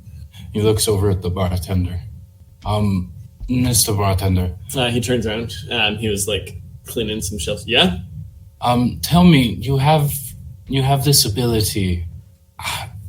Does it work in reverse? What? Would you somehow be able to broadcast what the quote-unquote male longing for company? Look, I don't really get involved in this sort of thing, and I wouldn't be much help anyways. My skills are small. So that's a no. That is a no. Okay. It's a good Well, idea. could you sense anyone currently in this bar that is longing for company? We'll just follow them around all day until it's nighttime. Well, I mean, if we're just gonna do that, we might as well go down and find the nearest hooker and patrol her clients. I don't really like the idea of casually stalking hookers. Neither do I. No, not at all. And I don't know about you, I'm not exactly the best at things like that, so. Is magic an option? Magic is an option. I can give you a hint if you either make a successful knowledge supernatural check or flip a story point. I'll do the You can supernatural always check. open that. Okay. 2 yellow, 1 green. Yeah, I'm gonna have to. Huh? I should 2 be yellow and back 1 in green. 2 seconds. Okay, the Bavanshi currently have large quantities of the victim's blood inside their body. Ooh. If you could get a sample of the victim's blood from something else, then you could track the blood, or even just their hair or something. Normally, this sort of tracking spell would lead you to the person, but since the majority of that person's life essence is currently inside of the Bavanshi, it would lead you to the Bavanshi. Ooh. Well, if we're looking for hair, That's clever. I like it. That's good. Does he suggest this? I do have a little bit of a suggestion. I know of a way to track down the specific Bavanshi that drained the life of our poor fellows. Oh, A And little you bit of just- a suggestion. you can do something useful. I'm sorry, I'm very old and sometimes things pop into my head way past their useful time. Fine, it's fairly useful now, so good Go enough on. for me. We need to go to the morgue. 4? Are you going to just do the cryptic wizard thing where you say something and assume we all follow, or are you going to give a little more information? Yeah, because I'm a bit lost on this. We need part of the victim's body and do some magic stuff that I can describe later to give us directions to the Babanshi. All right. Sounds good to me. Yeah, better than sitting around. All right. As we're leaving, Voltaire pulls out some money, leaves it on the bar, and is just like, "Thank you for all of your help." Glad to help. takes the money. Obviously. All right. And then, so we... Quick question. Can I make a knowledge check for Rian to see if he knows how to fight a Fae? I would assume that you know the basicness of... okay, he pretty much does. You know iron. Okay. You know that iron is the way to hurt a Fae. Elianna, could you take me to my truck? I think I might need to pick up a few things that would be beneficial Sure. for this. Thank you. And we're all meeting back up at the morgue, correct? Sounds like it. All right. Actually, can Elianna, Mm. Missy, could you please take me back to the motel? I need to get a few things as well, actually. Sure. All my stuff's there. Sorry. That's fine. I'm the one with the car, so. So... Okay, I need to go. So you, my gear. Rian and Cayden get their face-specific gear. Okay, I need to switch these all out for the cold iron stuff. So, Oh, having Joan's a just car. got her silver wand and alright, magic skills. I'm just gonna- Elianna doesn't have her gun because she doesn't have her concealed carry permit. I guess she left that at home. You could still just do it. Just if you get caught by the police, you get in trouble. I'm not carrying around a gun without a permit for it. Okay. Okay. Well, whenever they get out of the hotel, there's a couple of changes. You can't really tell. But in addition to his Cayden's normal, kind of messenger-like bag, which has a lot of the things that he needs, he has a much longer bag that he asks Elianna to open the trunk for. What am I putting in my trunk? He just gives a slight smile and like, oh, just a little more firepower if we need it. It'll be in. Okay. This has been pretty fun, but at this point, I would kind of like to know what your deal is. Mm-hmm. Why What? are you investigating this? Well, Miss Elianna, it is part of my profession to handle things like this. Mm-hmm. Much like our young, naive, but quite skilled friend Rian. Mm-hmm. Rian just rolls his eyes at that comment. And how do you know Joan? Now, hold on a second. just is she basing this off of the only interaction that they had between each other? You guys came in with Joan. True, but through the back. Yeah. Joan let you in the back. Oh, that's fair. Okay, fair enough. All right. Okay. Into an admit, I am active also crime curious. scene. I must also admit I am quite curious as to how you know Joan as well. A formal acquaintance. All right. Formal. She didn't seem too happy to see you when we came around. If Cayden could give a look toward Rian, he would have. Well, Rian, not everyone is a fan of my line of work. Elianna looks at Rian just to see if he's going to ask any more interesting questions. Nah, he's not. He can understand that line that Cayden said. All right. I mean, that's when Cayden will also admit that, because my line of work doesn't just involve monsters sometimes. Though I'm not exactly a fan of killing folk. Just those who evade the law a little too much.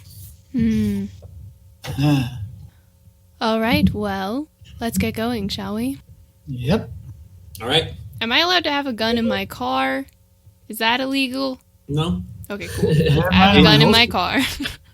The gun that is in... If a cop were to search your car, they might get cops get always get a bit Antsy. with That's fine. finding I can deal with gun. that as long as it's not illegal. Okay. So two things. So the long bag, it actually holds a hunting rifle. So that's going to be in her trunk. And then the only other thing that you notice, if you were paying attention, is the kind of ornament on his cane has switched from a wolf to a butterfly. Okay. Ooh. Oh. I'm curious. But that's if you noticed it. I mean, she All probably right. does, but she's not going to comment on it. The man can use a different cane if he feels like it. But it looks Yes, the exact. No, it looks exactly the same. Just the ornaments changed. Okay. Rian would have probably noticed the ornament and probably would have thought it's probably helpful against Faye or something, knowing his line of work. All right. That's it. Yeah. Mm-hmm. Let us be off. Yep. So we all meet up back at Walter Bittles' morgue. Yeah. Yay, Dr. Bittles. Like, I love this man. Hey, didn't expect to see you guys again so soon. Just wrapping things up here. Yes, it's a bit of a long story. We need to have a look at one and or both of the bodies. Why? Our ethereal friend needs some tissue samples. Because, excuse me? Taking pieces out of my corpses now? We need it for finding the culprits of the crime. I highly doubt it would mean taking an arm or a leg. Okay, yeah, okay. Take some hair or something for your witchy business, but don't take like chunks. If someone finds out there are chunks out of the body that I didn't report, I get in trouble. Will do. Voltaire is just looking at you. He's just staring. He stares back. All right, hurry up. I deal with About dead your bodies of all business? kinds all the time, but witchcraft still weirds me out. Okay. So Dr. Bittles goes to the corpse cabinet, pulls out 2 drawers. There's the victims. All right, snip, snip, I guess. Joan, I will direct you through this process. You can do it. It is easier with somebody else that has more presence in the physical realm. Besides, you get to learn something. All right, Too funny. we need some hair. Somebody have scissors? I have a knife on me, if that'll help. Sure. Give me the knife. So I'll give you one of his hunting knives. Gets a bit of hair from one guy. Gets some hair from the other. All right. Also, because I don't actually know how this works, I don't know how to direct your character through this process. So you want me to direct you to direct me? Yes. I love this already. Yeah. So, one thing that ritual magic always requires Uh-huh. is a ritual circle, Okay. A ritual circle? A ritual circle. Yeah. which you need to draw on the ground with something. Charcoal works, chalk works, salt works. Look out, salt. Anybody have any drawing instruments? Charcoal? I don't understand why you're looking at me. I think you want to know if you have any salt on you. Oh, I have salt on me, not the particular kind that he's very fond of. Would the salt work? Yeah. It'll work. Just don't get it on me. Apparently I'm the one who's doing all of the hard work. And he hands like some rock salt rounds. Does anyone just have like a bunch of table salt? Monsieur Bittles, What? is there a cafeteria? At the morgue? Is there? Yeah, well, we're the morgue is in the basement of the police station. The police station Excellent. had the cafeteria? I could use a snack. Would you mind accompanying me? Sure. Yeah, gets me away from whatever's going on here. No blood sacrifices in my morgue, please. I don't think that is what we are doing. Okay, yeah, so Run up. We just go swipe all just the like table a salt. thing of iodized salt. Oh, I was just thinking of swiping all the salt shakers. I'd actually Okay. We'll just get one of the big boxes. get 2 of them just in case you run out of the first one. Yeah, so bring that down. Yummy, alright. yummy. Snack time. So Joan makes the circle, salt. Achoo. That hurts. Really? That stings. What the salt touches you and it burns. Table salt? Yes! Oh, Any salt. Achoo. rude. Get away from me. I think Cayden's you had chuckling. that for a while. I don't know what you have against me. I'm just this friendly old ghost trying to do some good in the world. By the way, I am helping you guys. Don't take Yes. offense to it. He seems to not be a fan of most supernatural things. Yeah. It's true. All right. So what now? All right. What now? We need to close the circle with blood. Wait, what? Oh, That's true. okay. Yeah. You need blood for this? Only takes a drop. We need a drop of blood. Any willing? No, and it needs to be from the person casting spell. Joan, we will need your blood. Rian just draws his knife and hands it over to her. Oh, they're Joan, because she's not an idiot in a TV show, does not do the stupid thing that Sam and Dean do where they like cut their whole slice, hand. gash in their palm Yeah. across all of the sensitive nerves. Yeah, no, there. this is his blessed knife. It's not going to do any harm. Goodness, there are scalpels in here. Come on. I mean, no, like, There are not magical scalpels. harm to No. her. That's what I meant. But no, I'm just making fun of the whole thing that Yeah. TV shows do, where they Just need need a drop of blood and they like They, like, slice freaking open their slit hand and then they squeeze. Yeah, their they hand. squeeze it. Gosh, that We're hurt. not doing that, folks. We're not doing Yeah, that. so Joan pricks her finger That's going to and get lets a infected. drop go. There are scalpels. On salt. Come on. And Or you hold on to it. you're not magically sensitive, but you're a pure human. What's wrong with being pure human? No, that's not a problem. But anyone who has magic in their blood would sense the snap of power. Does she hand back the knife or no? Oh, Not she's going to yet. hold on to it? All right. She and the ghost are currently in the middle of a now charged ritual circle. Okay. So, wait, would I have, just through enhanced senses, be able to tell? Yeah, you would have felt a change in like a sudden change in the temperature is what you would Okay. have felt. Ooh. All right. It's not near enough for any for regular people to feel it. But Right. with your enhanced senses, you can feel it. Got it. To a normal person, it just looks like she just put the drop of blood in some salt. Very good. Yep. Next.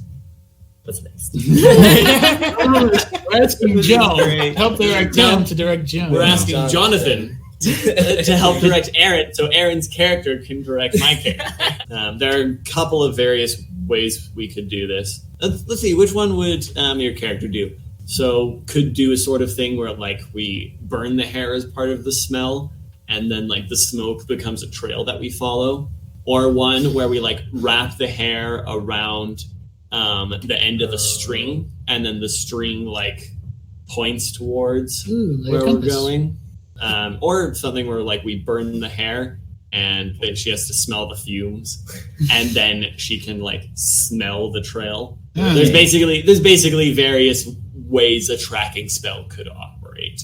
You can do the flavor you want here, but basically we're gonna have to do something with the hair to connect it. Maybe to something the that won't reveal us coming, per se. I don't think smoke would be a good stealthy approach, would it? No, not the best one. I like the smelling one, but Joan then won't like it, but Joan would be the only one. Anyways, she doesn't know there's other options.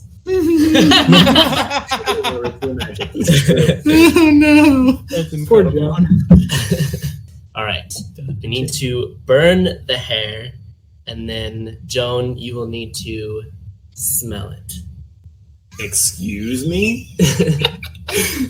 This way, you will be able to sniff the path of the perpetrators. Why can't we have him do it? He's the super sniffer. He's the hound. He's assuming that she's pointing at him and is like, "You're Yeah. the one in the circle, Missy." Oh goodness. Yeah. Oh goodness. Fine, whatever. All right, so now let's see. How hard of a check is this going to be? It's a simple, easy. I mean, it's an easy check. It's a utility check. Yeah. What's your ritual? 2 yellow. All right, and then blue die from Joan. She activates her hands. Success. All right. Yay. Woohoo. So Joan gets a big lift. Oh goodness, that is not a good smell. Okay. Very good. You smell anything? Yep. I can smell the smell of the blood. That weird coppery smell. It's this way. All right. Great. Right Onward. now, frickin'. Hang on. Does Joan step outside the circle and then he tries to step outside the salt circle? Oh Yeah, no. she does. He can't get out. Yeah, so she steps outside. No difficulty. All right. Somebody willing to remove this here salt for me? Joan looks back. You can see her like thinking about it. Does anyone break the circle while she's standing there contemplating, or No. Rian does. and he does that, and she's just like, But he also holds his hand open for his knife. sure. Thank you. Thank you. Mhm. Ruining all the fun. Well, we do have Trapping another an old objective. man is fun to you? Only because he's not fond I'm of you. not entirely sure you want to know what's fun, in my opinion. Okay, shall All we right, get going? well, looks like following my nose. Rolls her eyes. What kind of check is this going to be anyway? This would be a streetwise check because she's trying to. The scent just is kind of a straight line. She'd be in the head car and she'd have to direct the car, and she'd have to know the streets well enough to not just get us in a dead end. Caitlin, you still with us? Yeah, Okay. I just Still don't the have a lot champ. to say, you know? I mean, yeah, it's like Yeah, but you're not moving at all. Now you can tell Joan's like really annoyed with that she has to be the like bloodhound, basically. if Joan makes any more comments about her disdain of acting like the bloodhound in this case, all he'll ever say is like, "Well, I guess you understand how it feels now." Takes a bit. Joan's not used to having and magically enhanced senses, and so she kind of gets a bit lost for a bit. So adds like a good 15 minutes to the drive as we end up going in circles for a bit until finally, so the scent leads to the large concrete opening of a storm drain. Rian's like, not again.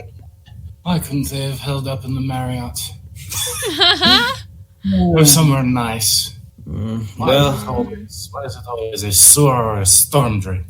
Because nobody would think of going down here in the first place. Nobody with any amount of sense, at least. Or at least those who don't like the sun, which they're included in that. So It's still daytime, isn't it? Yeah, it is. So, Joan, what do you are want you to do sure? about this? If the old man's spell works, this is where they are.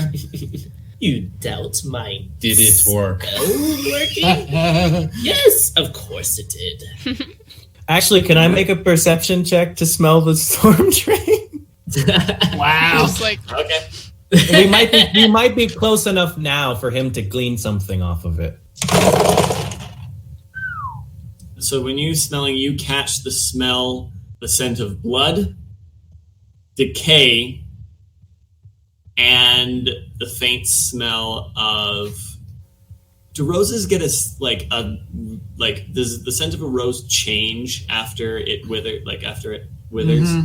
if it, Um, as so it's that- like yeah. going old, yeah. Yeah, as it's going old. It gets sort of like this sickly sweet decay. Yeah. So the mix of a wilted rose, blood, decay, and deer. Is it human decay, or are we just talking about decay in general, like fungi and just like? Just the smell of rotting flesh. Oh, glorious. Nice. Okay. So in order Is to it- do this, like while they're kind of debating about whether or not the spell actually worked, Cayden is doing his little clicking thing to see in as he approaches the storm tunnel, and you just see him kind of stand in front of it and just take a really long whiff. And he won't turn around, but he's like, "Oh no, this is the right place." Oh joy! And you can definitely, like, you've got a hard track on that too. Nice. Yeah. So is the storm drain covered by like a grate of some sort? Or No, those things are wide open. Right Yeah. open? Anyone can walk in. Well, no, some cities have them where they're completely cut off. I Yeah. wasn't sure what Vegas's Yeah, storm so- drains are like. The Vegas storm drains are a large series of interconnected tunnels with very large entrance. Some of them are large, some aren't. And we have about 2,000 hobos that live down there. Wow. It's out of the heat, desert heat. That's fair. Elianna, this is one of my favorite jackets. May I leave it in your car? Yes, I'll take good care of it. I'm wearing heels, so I'm not going in there. Oh. Joan takes out her wand. Well, I guess we're going in then? Rian draws one gun, but also takes the flashlight he has out and turns it on. Or is there enough light in these tunnels you can see without it? There is no light in these tunnels. So we're using a flashlight. They are pitch black. I'm using my flashlight then. Okay. Yeah, once you get out of the sunlight that comes in the very front entrance, Pitch black. yeah, there's no. Why would they ever light something that's the only purpose of it is to funnel rainwater? You never know. Some places might. Okay, the Vegas storm drains do not have any sources of light input in them. I guess Rian's taking point with his flashlight. Next to Cayden, because Cayden can help direct where to go. All right, that's fair. All right, and yeah, so we walk in. Before they walk in, as they walk in, Elianna just touches Voltaire really quickly on the arm and says, "Please be careful." Ooh. Oh, my dear. I will try. He pulls out of his little bag that he carries and pulls out just a shotgun. Cut off barrel or full-blown shotgun? Oh, no, it's a sawed-off. Okay. Nice. I will try. That'll do it. I have the utmost faith in you. The dose is strong on it too, right? Cayden raised an eyebrow at the shotgun, but he just kind of nods. He's like, that'll work. All right, let us move on. All right, so they head in.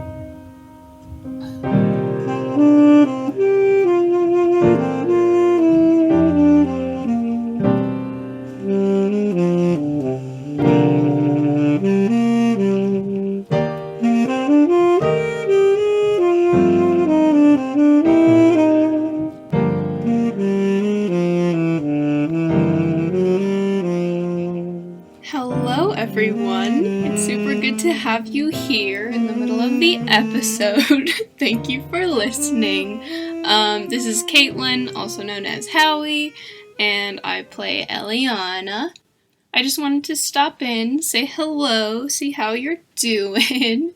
I'm probably going to be doing a little touch base moment, I guess, like this, every episode from here moving forwards. I almost didn't do one for this episode because it's already so long.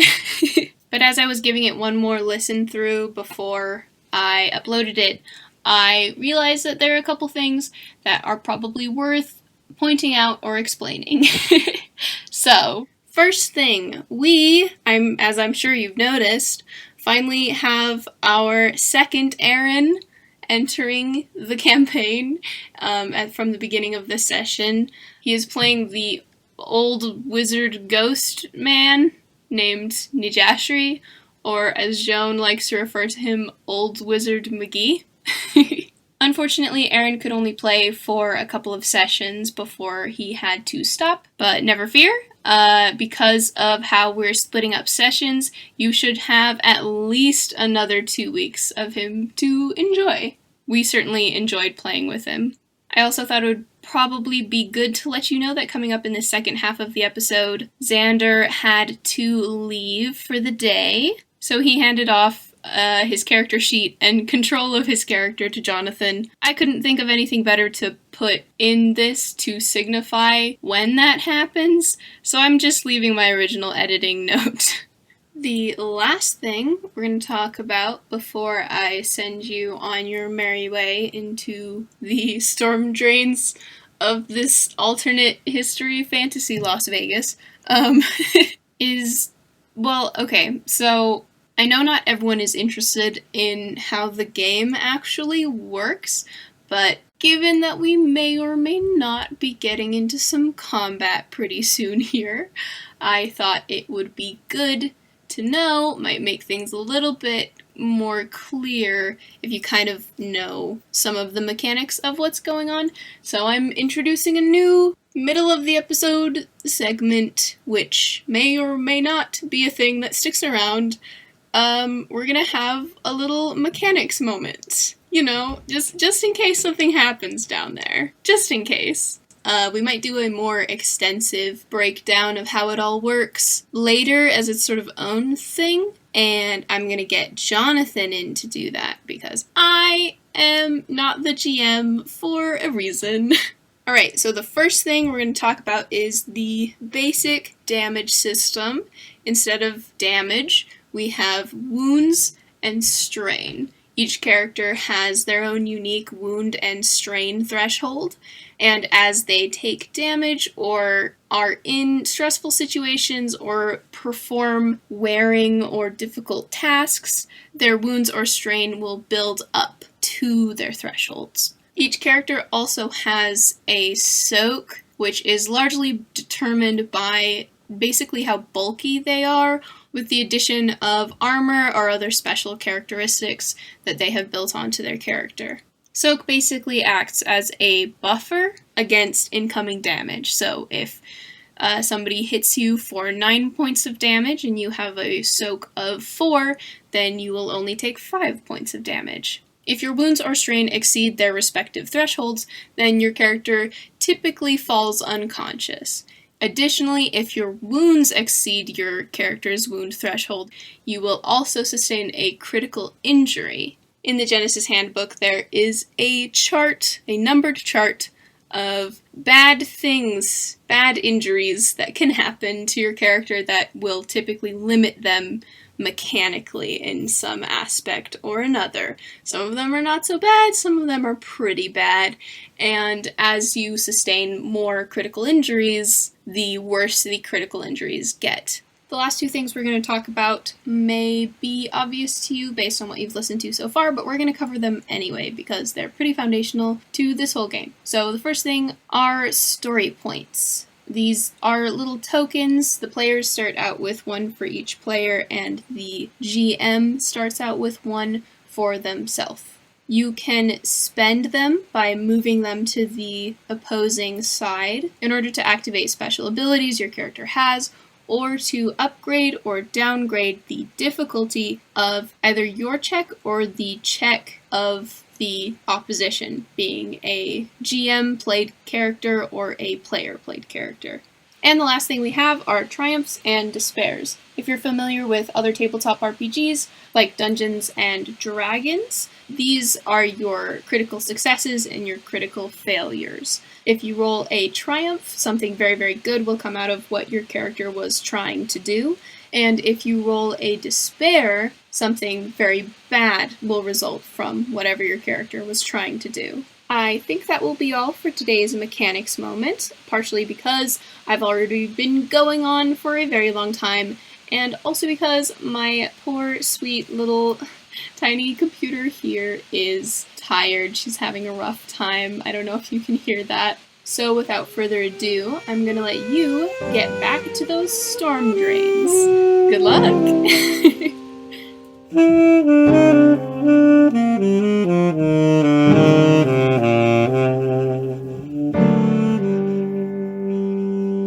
What's some of the things we see as we're walking through the sewers? So no, they are not Storm sewers. drains. Storm drains. Sorry, I get those confused so much. There is graffiti on the walls. No one seems to be in this section of the tunnels. You can see some signs that people had been here before. There's some trash hanging around, and this is relatively recently, because this trash would have been washed away by the rainwater in the most recent rain. Okay. Though recently in the sense of it probably hasn't rained for at least a month. Actually, it hadn't rained not too long ago. Okay, it hasn't rained in 2 weeks, I'd say. Okay, that seems a little reasonable. Going for 3 months without rain is completely normal. Dang, really? I'm just saying, just thinking because this is supposed to be January 2020, we had rain not too long ago. So yeah, Cayden is just gonna, as he's kind of directing more or less where to go, he's gonna ask Rian if he sees anything. Yeah, you just see graffiti and say just a bunch of graffiti trash. And trash all here and there. Nothing out of the ordinary yet. Why? What can you sense, Cayden? Surprisingly, I can smell some deer. Well, that must explain the hooves. I just smell a lot of whatever Joan smelled. I'm getting about 100 times worse at the moment. We're taking a left or a right at this intersection. I don't know. I'm not the one leading. Joan's not in charge. Where does the smell seem to be coming from? Right or left, I guess? The smell is coming from the left. Then we shall head left. All right. All right. So we're going to go back to Elianna. Oh, no. Uh-oh. She's in trouble. Okay. Uh-oh. Everything So good. Elianna, what is she doing when she goes back to she just wait in her car or? Yeah, Air conditioned. air conditioned. Well, it's place to cold, sit. isn't it? Vegas gets cold, right? Sometimes It's winter. It's January. Fine. It's cool. Below freezing. No, it is No. not below freezing. It is cool. It is most likely probably in the 60s, So that's comfortable. maybe That's 50s. nice. Yeah, that's a nice. Yeah. Yeah. So That's cool. standard winter weather for Vegas. It can get colder, but standard is 50s, 60s. So yeah, it's you're just in your car, and then the temperature does drop. Okay. I don't like that. Can I make a perception check or something? Yes, you can. What's your perception?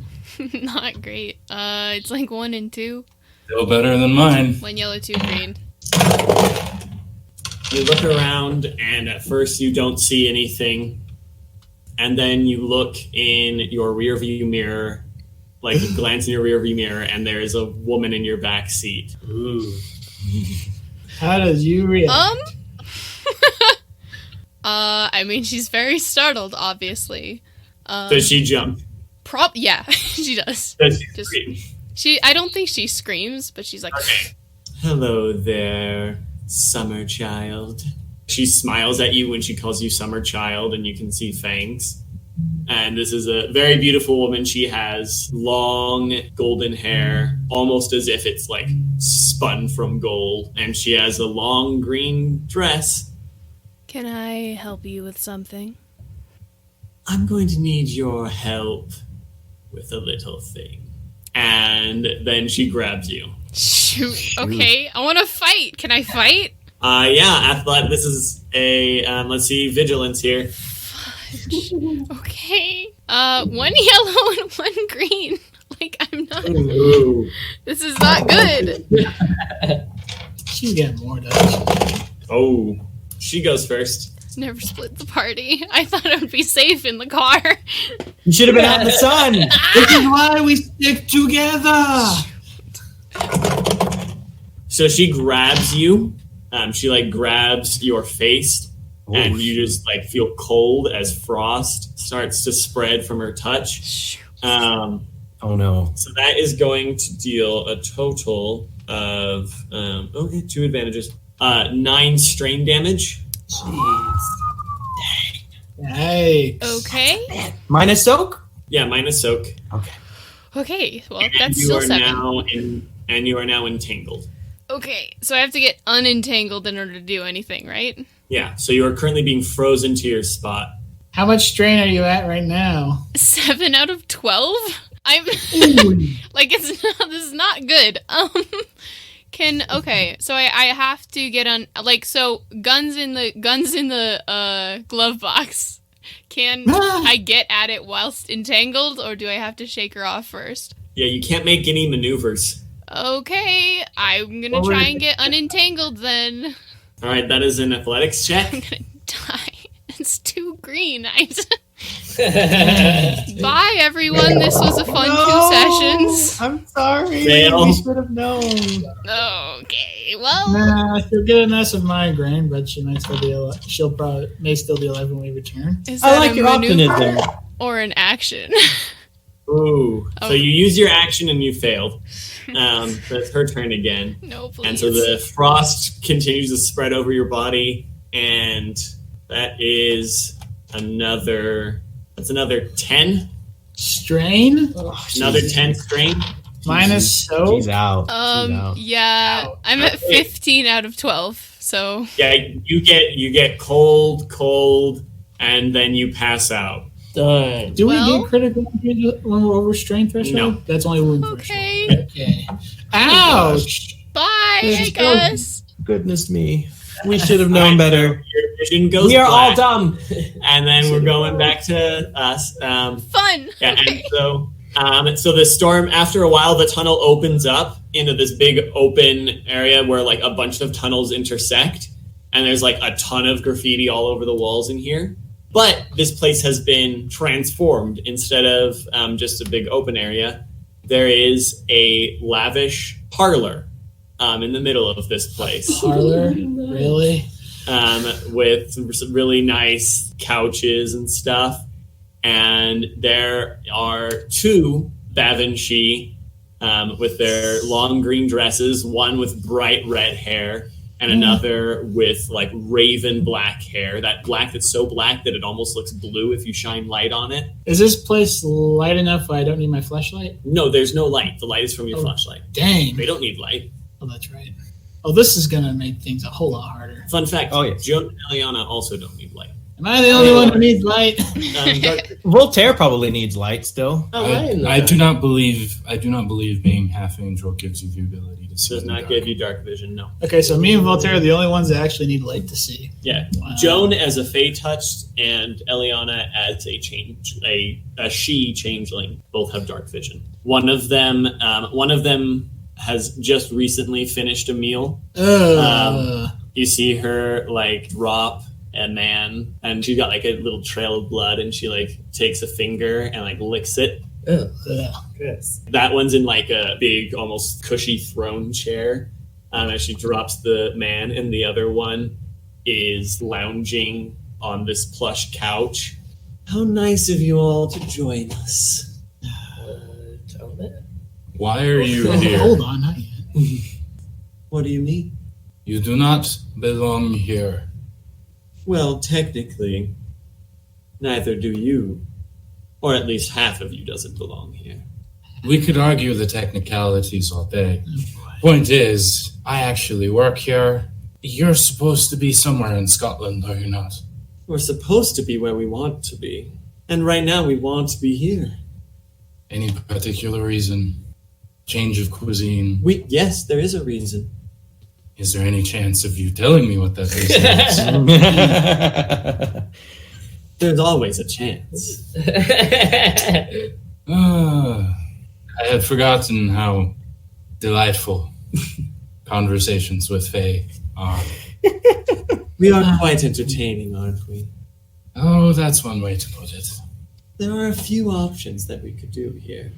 You could leave and let us continue our business, or we could have some additional meals. Well, unfortunately, I am required to, how do I put this nicely, remove you from the city. Oh, and here I thought we were being cordial. Well, my bosses aren't exactly what most would call the cordial type when people start dumping corpses all over the city. So boring. Well, I think we might have something that might change your mind. And coming down through one of the tunnels, you see another Bavanshi with golden hair carrying in an unconscious Elianna. And she's got one hand on Eliana's throat. She's kind of dropped a bit of that particular glamour, so you can see that her fingernails are claws. Oh, why am I not surprised? You do care about this one, don't you? This sweet summer child. I am rather fond of the times we have spent together. That is correct. How about we make a deal? A bargain. Cayden's grip on his cane changes into like something much more tighter. Rian's got a thumb on the hammer of his revolver right now. Cayden can hear Joan's heart speed up, and she's clutching her wand. And what would this deal pertain? We can give you your... What is she to you? Your friend? Your lover? She is a very dear friend whom I may not have treated very kindly in the past. Shame. Well, we can give you your friend back and your chance to redeem yourself for how you've acted in the past. And in return, you cannot touch us. You cannot interfere in our dealings. I am guessing by you... Just the three of us. Our bargain need not account for you never touching any other of our kind. Just You cannot interfere with the business of us three.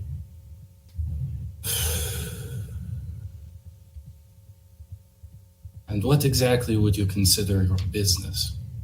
Oh, you know, enjoying ourselves, having a bite to eat here and there, leaving lonely men what they want. And here I thought the vampires were the only ones to make the bite joke. It's 2020. Ooh. This is not the time for jokes now. What are you talking about? This is the perfect time for jokes.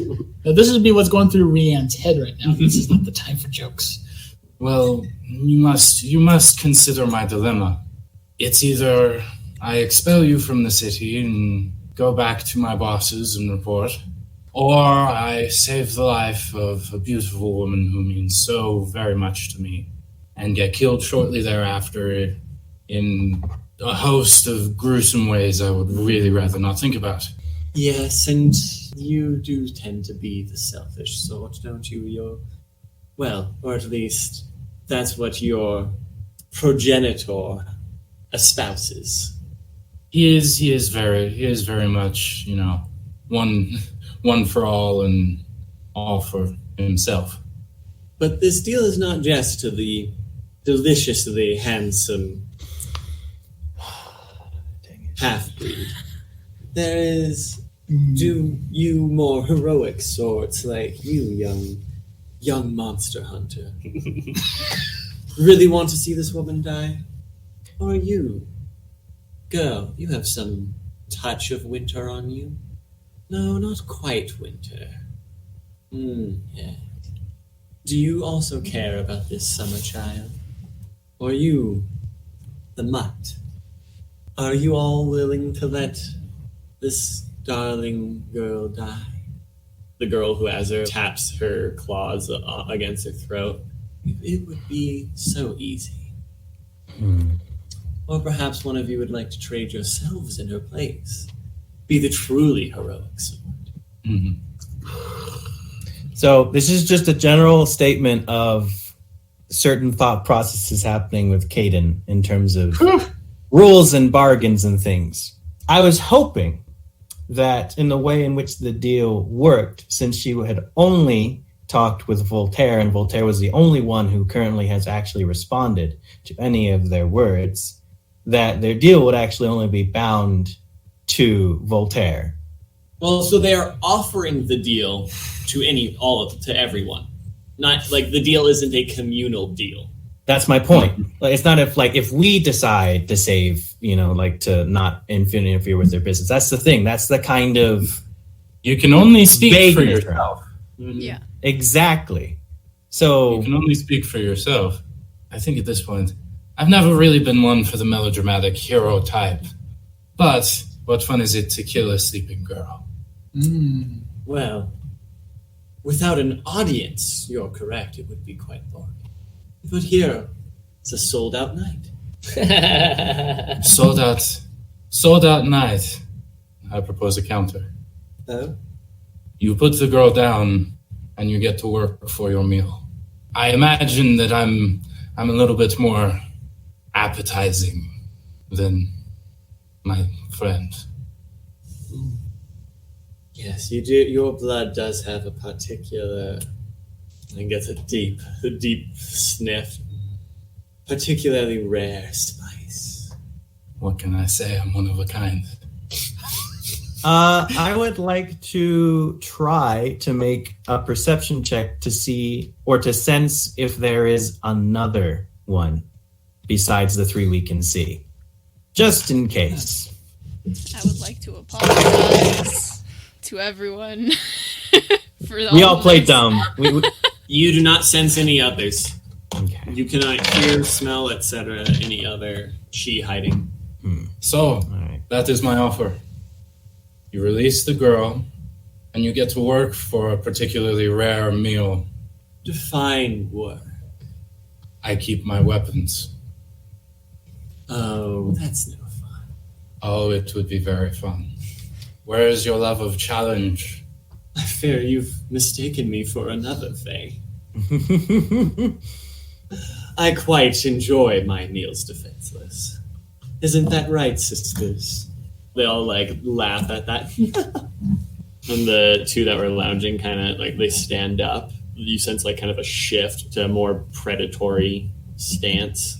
But you must give me some advantage. It is 3-on-1 after all. What of the rest of you?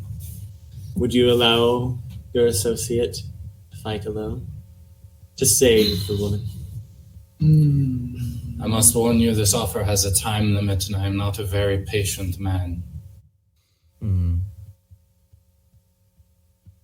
Joan has had enough of all this. That's vigilance. Let's see our Palo's vigilance here. Which Palo? The one holding Caitlin's character. All right, don't hate me, Caitlin. Don't kill me, please. It'll only hurt, it won't kill. Joan, be careful. So Joan just glare. What does it do? Blinds? See you in a sec. I can't see. There's nothing in front of me. You have a flashlight. Ooh, triumph. Nice. Oh. Yes. All right. Shoots a blast of silver light, and the Bavan holding Elianna freezes. Oh, hello. Oh. Beautiful. So that will be 2 strain for Joan. Thank you, Joan. All right, and then combat starting. Of course. Yeah, basically. All right, time. Hey. Vigilant checks, everybody. Vigilance Yeah. is cool. It's part of vigilance, isn't it? I have know your enemy. Ooh. I do eventually plan to get that talent. I'm assuming it's knowledge supernatural. Mm-hmm. Of course. What else would it be? Fun times await us. All right, you. 2 yellow and 2 green. Nice. Wow. Look at this man. This boy over here. Look at this ghosty over here. I love being unconscious in the middle of combat. Mhm. I have Great. 1 rank and 3 intellect. All right, what was Cadence? 2 yellow and 2 blue die because of uncanny senses. Nice. Ooh, triumph. Yeah. Beautiful. And let's see what the... Other 2. It's a good thing. Cayden Wizard. Joan has to skip hers this time around Mhm. because we went there. So Cayden, haven't remembered the wizard's name. He's still McGee in my head. Old Wizard McGee. Hey. Joan's going to probably keep calling him that even after I remember his name. So. Then Rian, then one of the Bavanshi, then one, then Voltaire, then the other 2 Bavanshi, then Elianna will wake up. Hey! So what range are we currently at from them all? Joan at least is at. I don't know where you guys are exactly. Oh, Joan they're is- big. Well, Rian and Cayden were at the very Closer. front. But Voltaire was the one talking, so I'm assuming he's actually I would closest to them now. closer. Yeah, I would you have been probably- at least short. I think Yeah. Cayden and Rian would have been close to you then. Either short or medium. I think we were more like short since we were in the lead. But I had the light. It's true. Yeah. Okay. So Joan is medium range from the one that brought Elianna, who is at medium range from the other 2. Fun. And That then, makes but sense. we're at short with the other 2. Yeah, Right. because the third one came in through a different tunnel than we Right. did. Right. So we're on opposite sides of the chamber, Oh, right. which is medium length. Medium. Ooh. So, and then the other 2 are at the center of the chamber, so they are at short range from everyone else currently. Got it. Okay, that makes Okay. sense. Cayden first.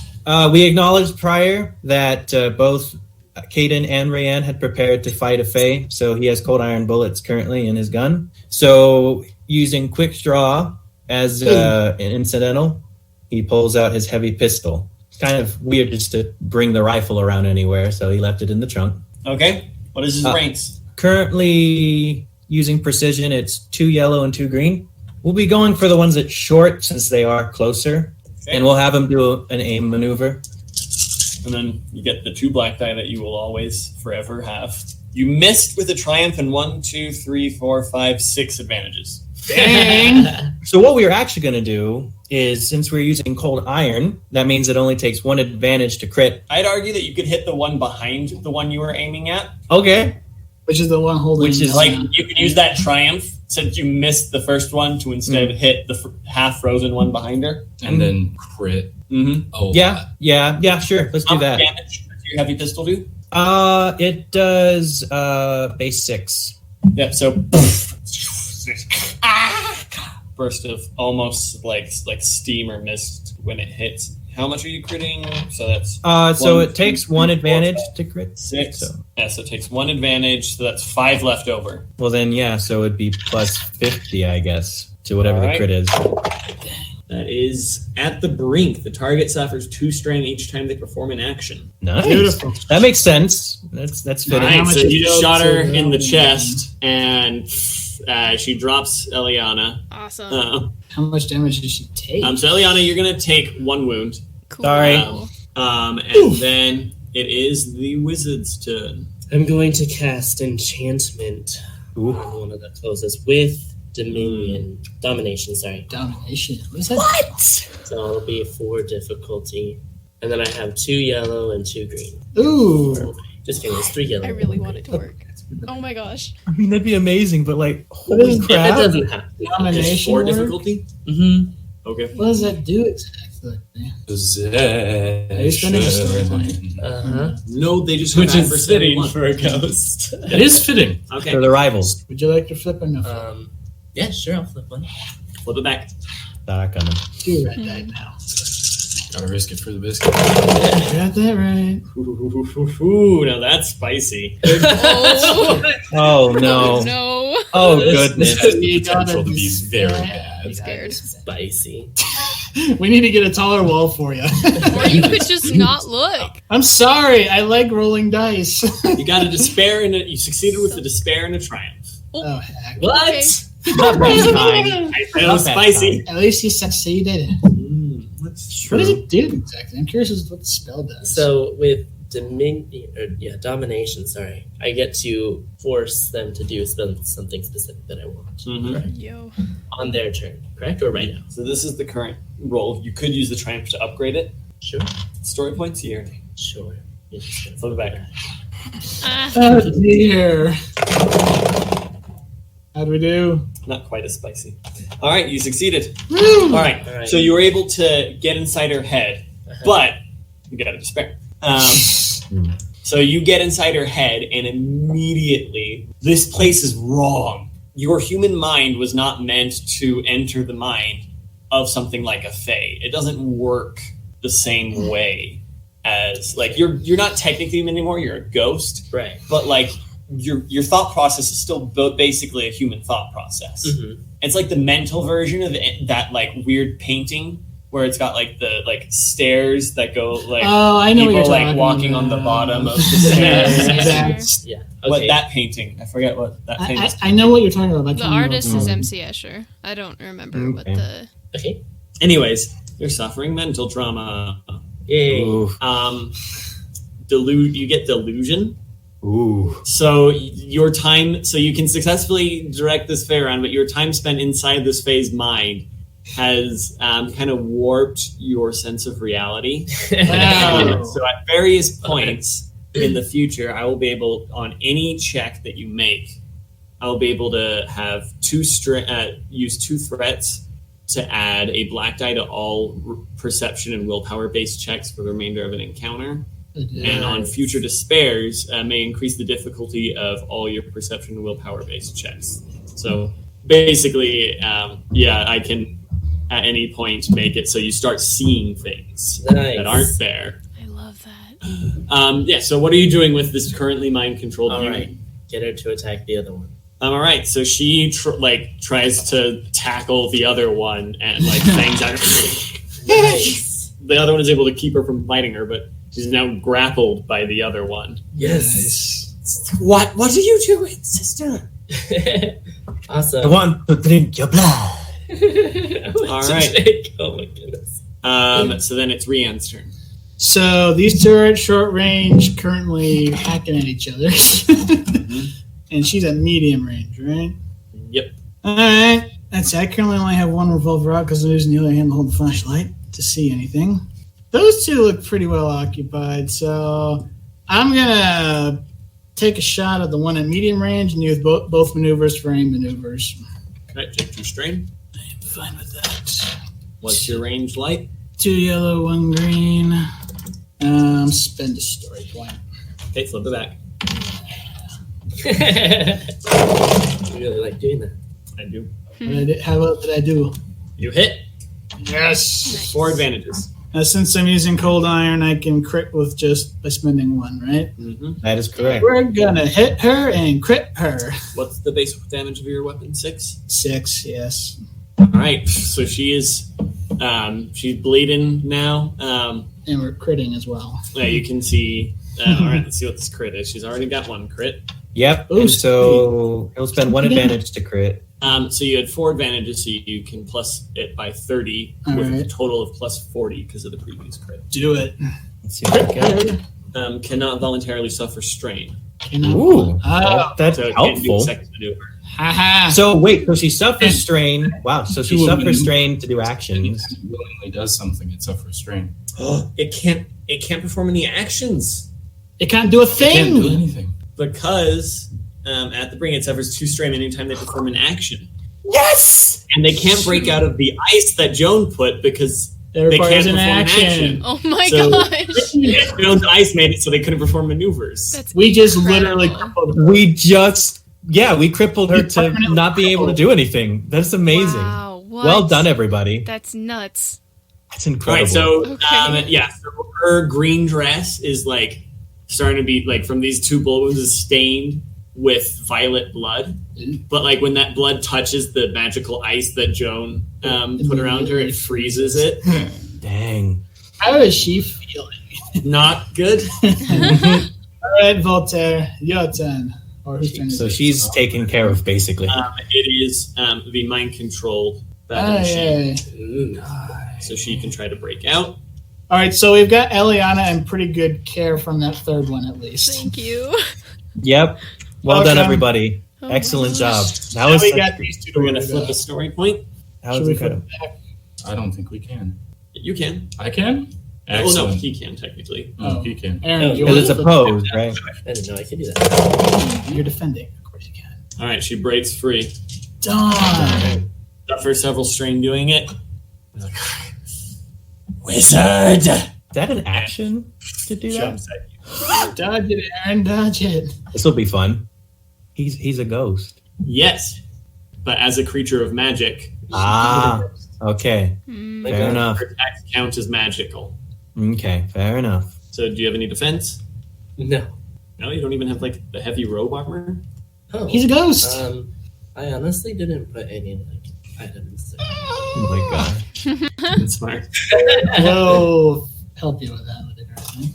I mean, he He's a probably. ghost. It's been established he has robes, but just hasn't gotten the item that he should have. Ooh, Okay, this will be rough. 10 damage. All right. Ooh! Ouch. Ow. Yeah. Do you have any soak? No. You should have at least 1 soak if you. Nope. Ghosts have -1 soak. That's amazing. What? So you're- I mean, that makes sense, but dang. the ghost is out. All right, so yeah, then. you're like coming in, and then he starts like, like the static on an old TV. Mhm. Like she's like half there, but like not fully. As she's just like tears out a chunk of his spectral throat. Ooh. Ooh. Voltaire's turn. Oh, actually, first we need to Crit. crit you. Oh, how much over your threshold are you? 1. 1. Okay. That's not that bad. That's bad. That's 22. How did- Off balance. Add a black die to the next skill check. Okay. You're fine. He's Um, you're fine. Wait, how do ghosts get their wounds and stuff back? How does that even work? They recover actually faster than Anyone else on the earth? people do, but they cannot be subject to medicine checks. The only way for them to heal faster is via magic. All right, then. We don't have any magic healers out amongst us. Nope. Nope. Nice. Voltaire's turn. It's gonna be a while for you, pal. So I've still got redhead in between me and the other. And the other is taken care of basically. I'm in short range from the redhead. Looks like engaged range from the other one. Is he, or is he short range from the other one? That'd be short range the other way at this point. Short range the other way. Okay. Short range forward, short range behind. I'm gonna fire some cold iron shot at the redhead. Shotgun. Yep. Shotgun. 2 ranks and 2 agility. Story points. Yes, please. No one flip that one. Uh oh. He's saving that. You miss. Just plain old miss. Yep. Are you using solid single shot rounds or buckshot? Imagine with cold iron, it'd be a single shot round. Yeah, it'd be a single shot round. Single shot. So yeah. Well, you could do cold iron buckshot, You could. That'd be cool. but she dodges out of the way either way. Yeah, it doesn't really matter. All right. So then the next one can't do anything, Because we've done everything to completely. and the one that just got shot at is going to attack Voltaire. Makes sense. Of course. Do you have any defense? Nope. All right, that is 7 damage minus your soak. Okay. As her claws dig into your chest. You still good? Oh, I'm doing it. Yeah, and now that they're like running around and stuff, the dress moves enough that you can see the Hooves. deer legs and hooves. Yeah, I'm doing okay. But All right, Elianna wakes up. Well, shoot. It was at this point that Zander had to leave for the day. At some point, I will record a little thing about that to put in here. If I have forgotten to do that, then hello, audience. This is a little awkward. Let's get back to the game, shall we? I emailed Jonathan the character sheet. Okay. Yeah, so you wake up and there's a frozen, wounded Fae right above you. And there's currently one trying to rip me into shreds. Oh no, that's not. We can't have that. And you're prone on the ground too, I think. Yeah. Prone at medium. Is there anything I can grab? Anything I can use as a weapon? Like anything? Perception check. Okay. It is 1 yellow and 2 green. Yeah, so I think like looking around, you see at the entrance of one of the tunnels near you is a like an old pipe. Well, then she wants to scramble over to pick up that pipe. And then how can I? Yeah, that's all I can do, really, huh? Unless I want to throw the pipe. Throw the pipe. I'm not. That's not a good idea. So she took 2 strain from that. Yeah, you take 2 strain. All right, yeah. Actually, no, you wouldn't have to because she could. You can, instead of doing an action, have 2 free maneuvers. Oh, really? I didn't know. Like, if you don't perform any actions. Okay. She's not going to perform any actions because there's nothing effective she can do until she can get up close and personal with one of these. Right. All right, Cayden's turn. All right. So We have 2, whatever they are, right next to us. So, Jonathan, I should have asked this question much earlier, of course, but the process of switching senses, would that count as a maneuver or as an incidental? A maneuver. It's a maneuver. And it's decently dark enough it wouldn't absolutely obliterate him at this moment. The what? That it wouldn't obliterate him. Right. Yes. So he's actually going to just put down his goggles. And with that, he's still that'll be as a maneuver. He'll take the other maneuver to aim. So I'll suffer 2 strain for that. And so which ones? So there's one currently on Voltaire, right? And the other one just attacked the wizard, right? The wizard is down. And the wizard is down. And flickering. Yeah. Am I closer to the one with Voltaire? Because I was right next to Voltaire and I didn't move. So it's like right next to me, isn't it? Yeah, it's pretty close. Would that be shorter? Is it still engaged or short? Not engaged. It's engaged with Voltaire, but not engaged with you. Yeah, we're going to shoot that one then. The one with... No, we'll go for the one that attacked the wizard. Story points, yay or nay? Yay. All right, flip 2 back. Oy. Jeez. You failed with 3 advantages. We're just going to crit her then. Crit her, crit her. I mean, there's not many options with only 3 advantages, so plus 20, I So think. plus 2 because. That's 29. Discouraging wound. Move 1 story point. You guys have all the story points now. Woo! It doesn't actually hurt her, but it grazes... It like gets close enough she feels like this. Then Joan is next, isn't it? Stupid old man. Can you fix the walls? Eclair! And I like Eclair. Huh? I said I like eclairs. They're delicious. As do I on occasion, but this All of her spells are French. Oh, okay. That makes sense. love it. Alright. That's cool. Glaire is French for freeze. Eclair is French for lightning. And a bolt of silver lightning shoots out of her wand and it hits the Fae. She's not super powerful. It was one bolt. It wasn't like Thor or anything. Rian. Oh boy. Okay, so my heroic. But it did get her off of them. If I were to put the flashlight away, how many black dice would that add to my checks? 2. You'd be in complete blackness. You would experience what Cayden always experiences. Well, most of Can I use my hearing to like remove one of those? No, your hearing is not good enough. Fair enough. Mine is. So, okay, which one of these two is like the weakest? Or The one that just got struck by lightning. can I use quick draw to put the flashlight away? And then quick draw and You improve could the also draw? just drop the flashlight. Alright. Drops flashlight, quick draw to draw his second pistol. Then we're gonna shoot at dang it, who's a more imminent threat though? Currently very healthy one, I guess. The weak one. Okay, fine, we'll go for the weak one. So You're not gonna one-shot the other one. I know.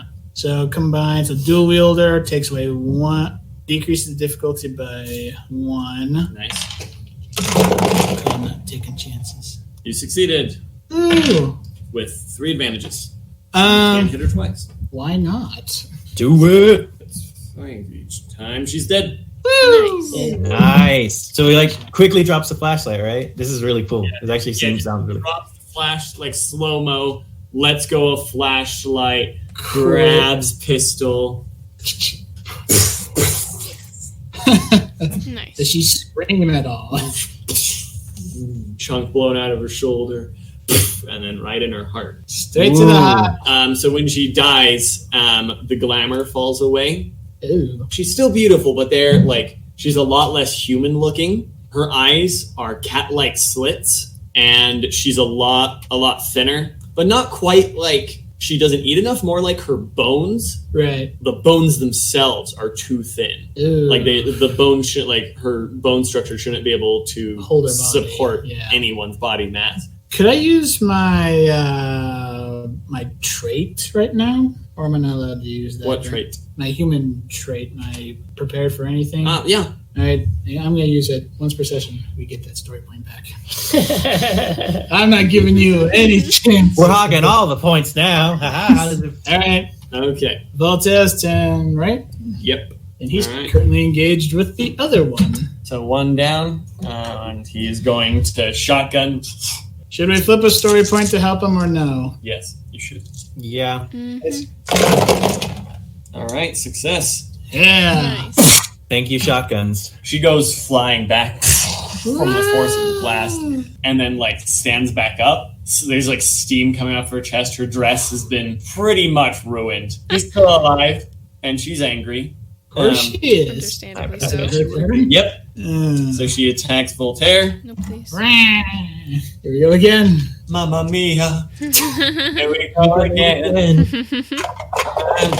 All right, and she clamps her teeth onto his neck, Ooh. and you can see her chest start to heal. Oh, was that No, what? no. That's not good. We don't want that. Not good at all. Elianna, your turn. Oh, I'm gonna come bash her in the head with my pipe that I found. This is not no. Wait, which one? The frozen one or the one hitting Voltaire? The one that's sucking Voltaire's life away. Okay. All right, and yeah, so she's doing like. Voltaire's blood is not red. Oh. Voltaire's blood is a kind of glowing white. Ooh. Elianna comes in, and you have 2 brawn. 2 brawn. That's what we got. You want to flip a story point? Yeah, your name. Yes, please. I like the idea of this. Won't flip it back. This is great. I love this. This is fantastic. You miss entirely. No. You swing, and she like Ducks. ducks, taking Voltaire with her, and just swing right over her head. Frick. Gonna be up to one of the rest of us. Then it's Cayden's turn. Dang it. Cayden! Is she like right on him now? She's like clamped onto his neck. So yes. I don't have precise shot, so this will be a little tough. Actually, aren't they like all 3 of them like right on top of each other? Pretty much. Oh gosh. Those 3 are all engaged. You know what? That's Let's tricky. give her more things to think about with being engaged. He's going to move in with 1 maneuver to put the gun away, Suffer 2 strain to move into engage. Quick draw. Okay, I can still do it. So he's going to suffer 2 strain to do this as well. But he's drawing his sword cane, which is a cold iron sword. All right, what's the melee like? I see. It's not the best, but I don't necessarily want to hurt these people. It is 3 green. Story point, yay or nay? Yes. Flip it there. Yeah, I saw that one coming. How'd he do? He failed. Take 1 strain as he moves in and she just bats him aside. She's getting stronger. No. That's annoying. Joan's turn. Joan's turn. What is Joan gonna do? Joan, Dang it. please. Do we want to flip a story point for Joan? Yes. All right. All right. Isn't that your One back. decision? Yeah, I was just asking if the group agreed. Oh boy. Ooh, nice. Triumph. Oh, Beautiful. bless. Well done. All right, again. Eclair! And this time, 2 bolts of lightning shoot out. Nice. She had a threshold, or she? She's dead. So, Woo! yeah, and just fries from the inside out. All right. And the shock kind of rips her fangs out of Voltaire's throat. And then she just collapses with smoke coming out of her hair. Dang. The last surviving but incapacitated Davenshi hisses at us. You have done nothing. She'll not be stopped. Ooh. Cayden's slowly making his way over to her, the sword part of his cane still drawn. And who is she exactly? She's the one who's going to bring this whole city crumbling to its knees. May I have her name? She lets out a pained laugh. Oh, I think you'll learn her name soon enough, mortal. By this point, he's pretty much right next to her. Do I have to make a check to just stab her right in the chest? Nope, she can't defend Okay. herself at all. So he's just standing there as she says that, and he's just kind of nods to himself, and then just.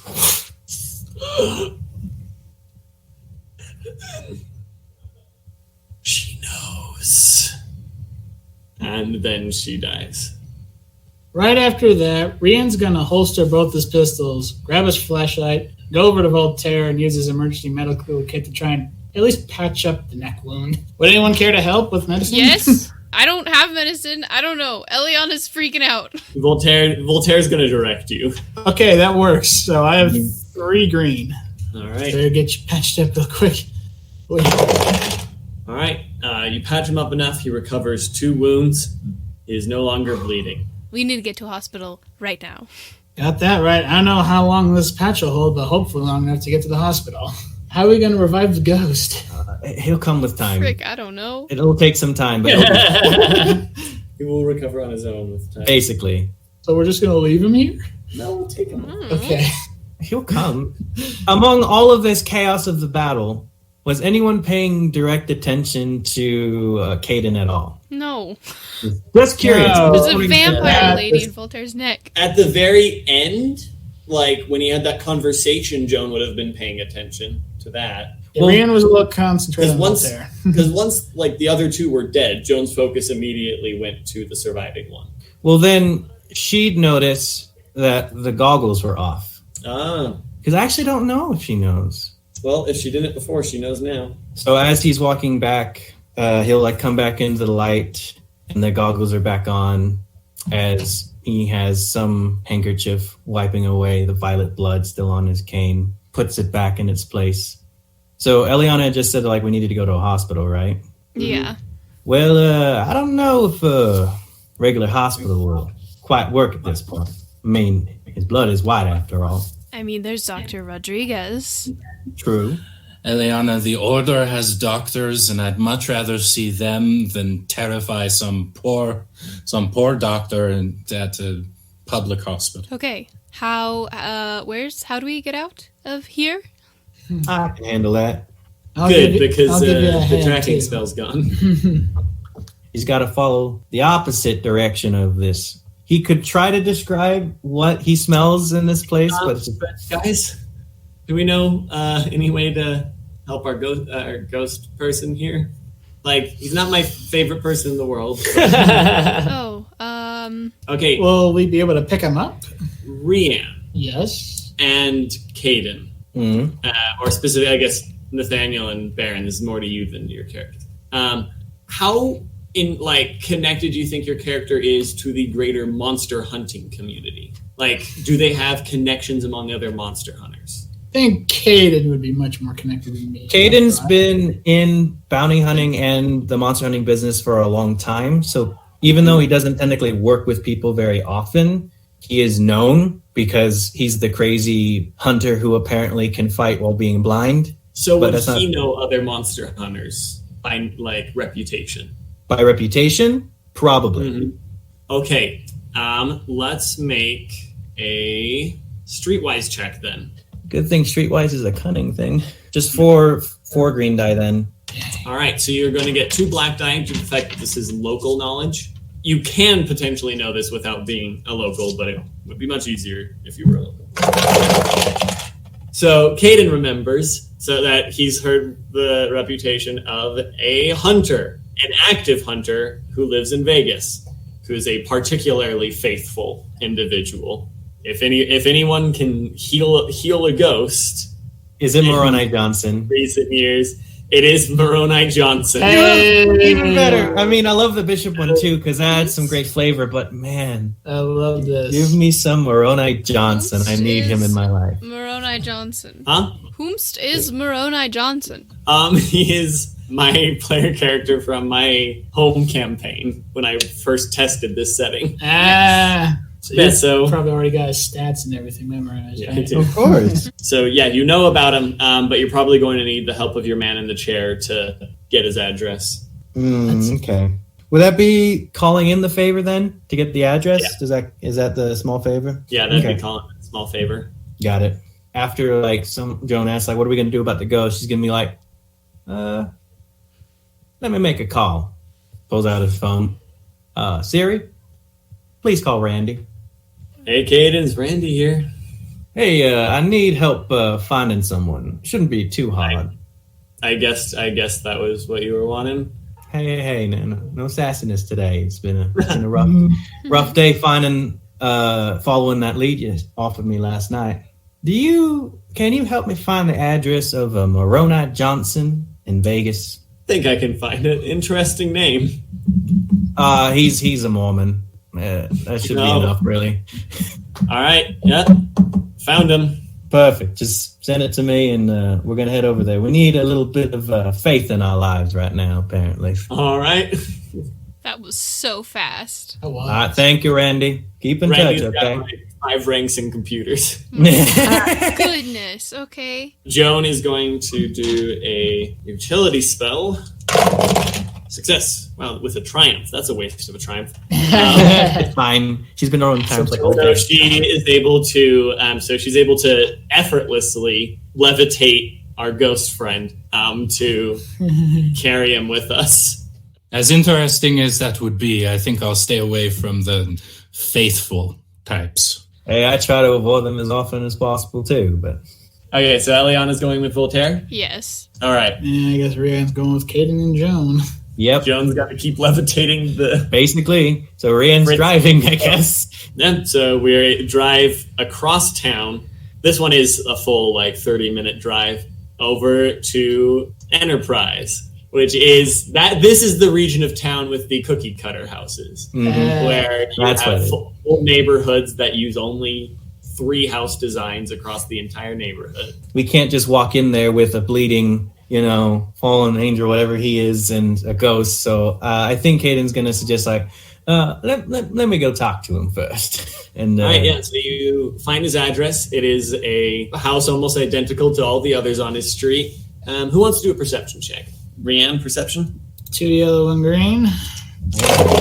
Skills upgraded. That's what I need. Okay, you can see Everything. that. Get closer. You can see that the door and the windows, the frames are lined with both silver and iron. Can I make a perception check on this? Yes. What's your cunning? 4. It's. I have a 3 and 4 and 2 blue die for my perception check. Gosh. Look, man, he has senses. Basically, all he has right now. You can faintly hear a piano being played kind of badly from inside. like what you'd imagine a small child practicing piano would sound like. Makes him smile a little bit. And you can smell freshly baked chocolate chip cookies. And you can also sense the threshold of this place. It has a particularly strong threshold. Maybe for the sake of viewers and my own sake, can we review threshold types of rules? Because I know certain things about vampires is that they can't enter certain places without punishing anything. Vampires, demons, ghosts, and many other supernatural beings cannot pass a threshold if it's strong enough. So a threshold is something that is around a home. Home is defined by things home is defined by. So the greater a sense of permanence a home has, the greater the threshold has.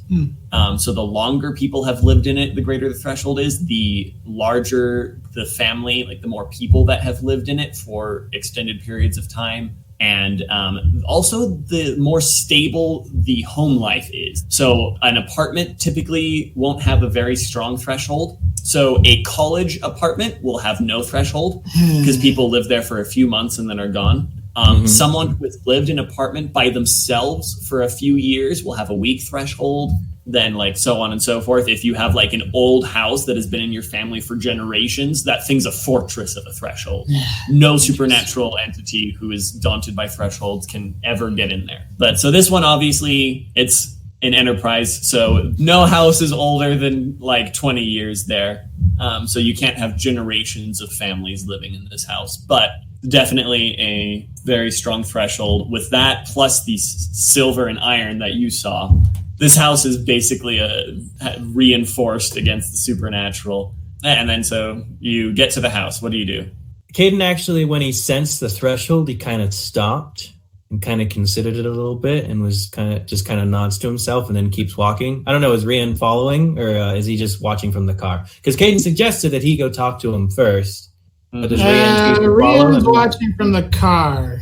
So would Rian have noticed him like do this as he's approaching? Like stop and then keep going? Yeah, he like pauses and then he continues.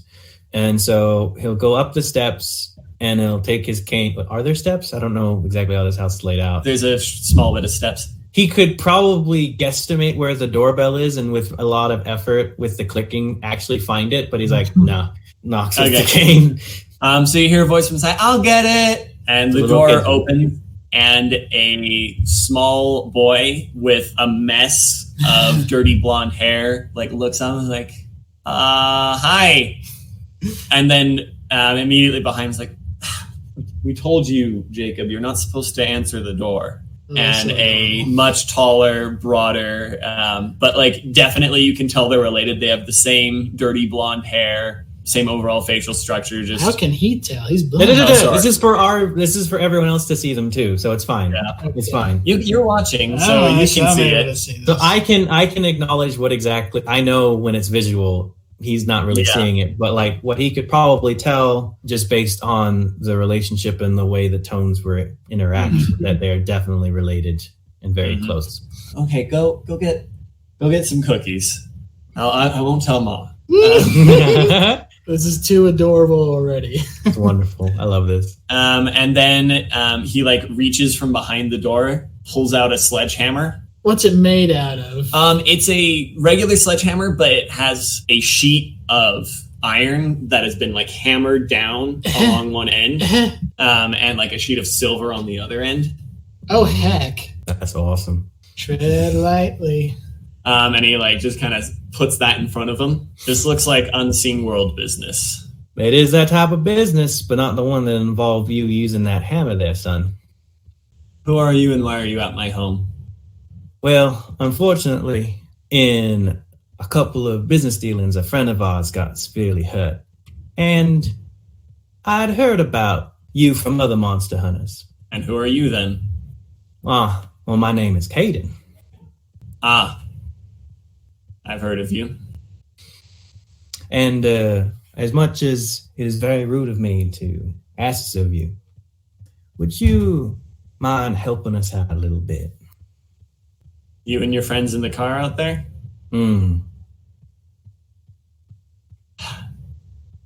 He opens the door, but does not invite you in. I don't know if I can still walk through with that, though. You can. I can? Yeah. Even though he opened the door, you could hear that. He's going to be like, may I come in? Can you? Ooh. He doesn't know for sure that you're Cayden or that you're even human. I can. And then he'll step over the threshold. Moroni nods like, all right, call your friends. Let me see what I can do. Well, thank you kindly. Cayden's just going to kind of turn towards behind him and kind of gesture everyone. Joan comes out and levitates our spazzing ghost. Rian gets out and just follows. Oh, goodness. You guys have gotten yourself into a mess, haven't you? You probably didn't hear about those very vicious murders of men with their necks torn out and completely dry to blood then. Yeah, I was intending to investigate that, but had a bit of an issue with some Draugr. Well, that definitely keep you busy. But right now, that specific problem is dealt with. But I anticipate more nasty things to come our way in the near future. And your ghost friend seems like they got pretty roughed up in this. Yeah, they are Bavanshi. Even ghosts can't really resist that. All right, bring your friend in. All right, thank you. And then So again, he doesn't invite Rian or Joan, but he does invite the ghost. Like, Mr. Ghost, you can come in. he still hasn't technically invited Cayden, but Cayden's walked over the threshold. Is he technically allowed to follow or something? Well, this is just because he has to invite the ghost for it to pass over. Right. Sorry, thresholds. Got it. Oh, really? Is that how it works? Yeah, that's why, like, you don't want to invite a vampire into your house. The threshold keeps them out, but once you invite them in, the threshold is open. All right, and then, you bring the ghost down. He directs you to lay it on the dining room table. Amazing. The one kid that you have seen is out in the back in the kitchen area. And then he is going to give our friend a blessing. I love it. Oh my gosh. He's gonna give a ghost a blessing. My gosh. I hope this isn't sacrilegious in any way. I mean, incorporating religion into fiction is always an That's interesting fair. business. It's true. Especially supernatural fiction. You're essentially incorporating one supernatural canon into another one. And trying to make sense of it, Yeah. So he says the blessing, and he puts his hands over his head and blesses him, and then the spazzing stops, and old Wizard McGee sits up, looks around. Where are we? You are, currently, you are in my house. Is there anything else you guys need? Not that I can directly think of, but you should probably know and let your other Monster Hunter friends know that these Bo and She seem to have been controlled by someone else. A certain she that they did not deem to mention. And based on what they told me, I think there's some, again, really nasty things about to come into your city. Keep your ear to the ground. Keep your nose to the ground. Is it nose to the ground? Is that what it is? Can't remember. It's ear. It's ear? Good. Keep your ear to the ground. I'll let the others know, and we'll keep doing our thing. Appreciate it. Thanks for your help with this particular situation. No problem. There's always enough monsters for everyone. I'll try not to hog the rest. Maybe we can make it a competition sometime. Maybe when the city isn't about to go into chaos or something like that. But yeah, I wouldn't mind that. All right, he kind of slings the sledgehammer over his shoulder. Well, maybe I'll see you later, maybe I won't. But best of luck to you. Thank you for that. I don't know when I'll see you, or if ever, but if we do meet again. Hopefully the Lord's watching over you. There's like a twitch in Cayden's face, if anyone was paying attention when he says that. And he'll just say, thank you kindly. All right, and then we leave Moroni alone with our new discovery that some female someone has got big plans for this city, and they're not great. Not great at all. And that is where we shall end. Tune in next time to find the identity of this she. Probably.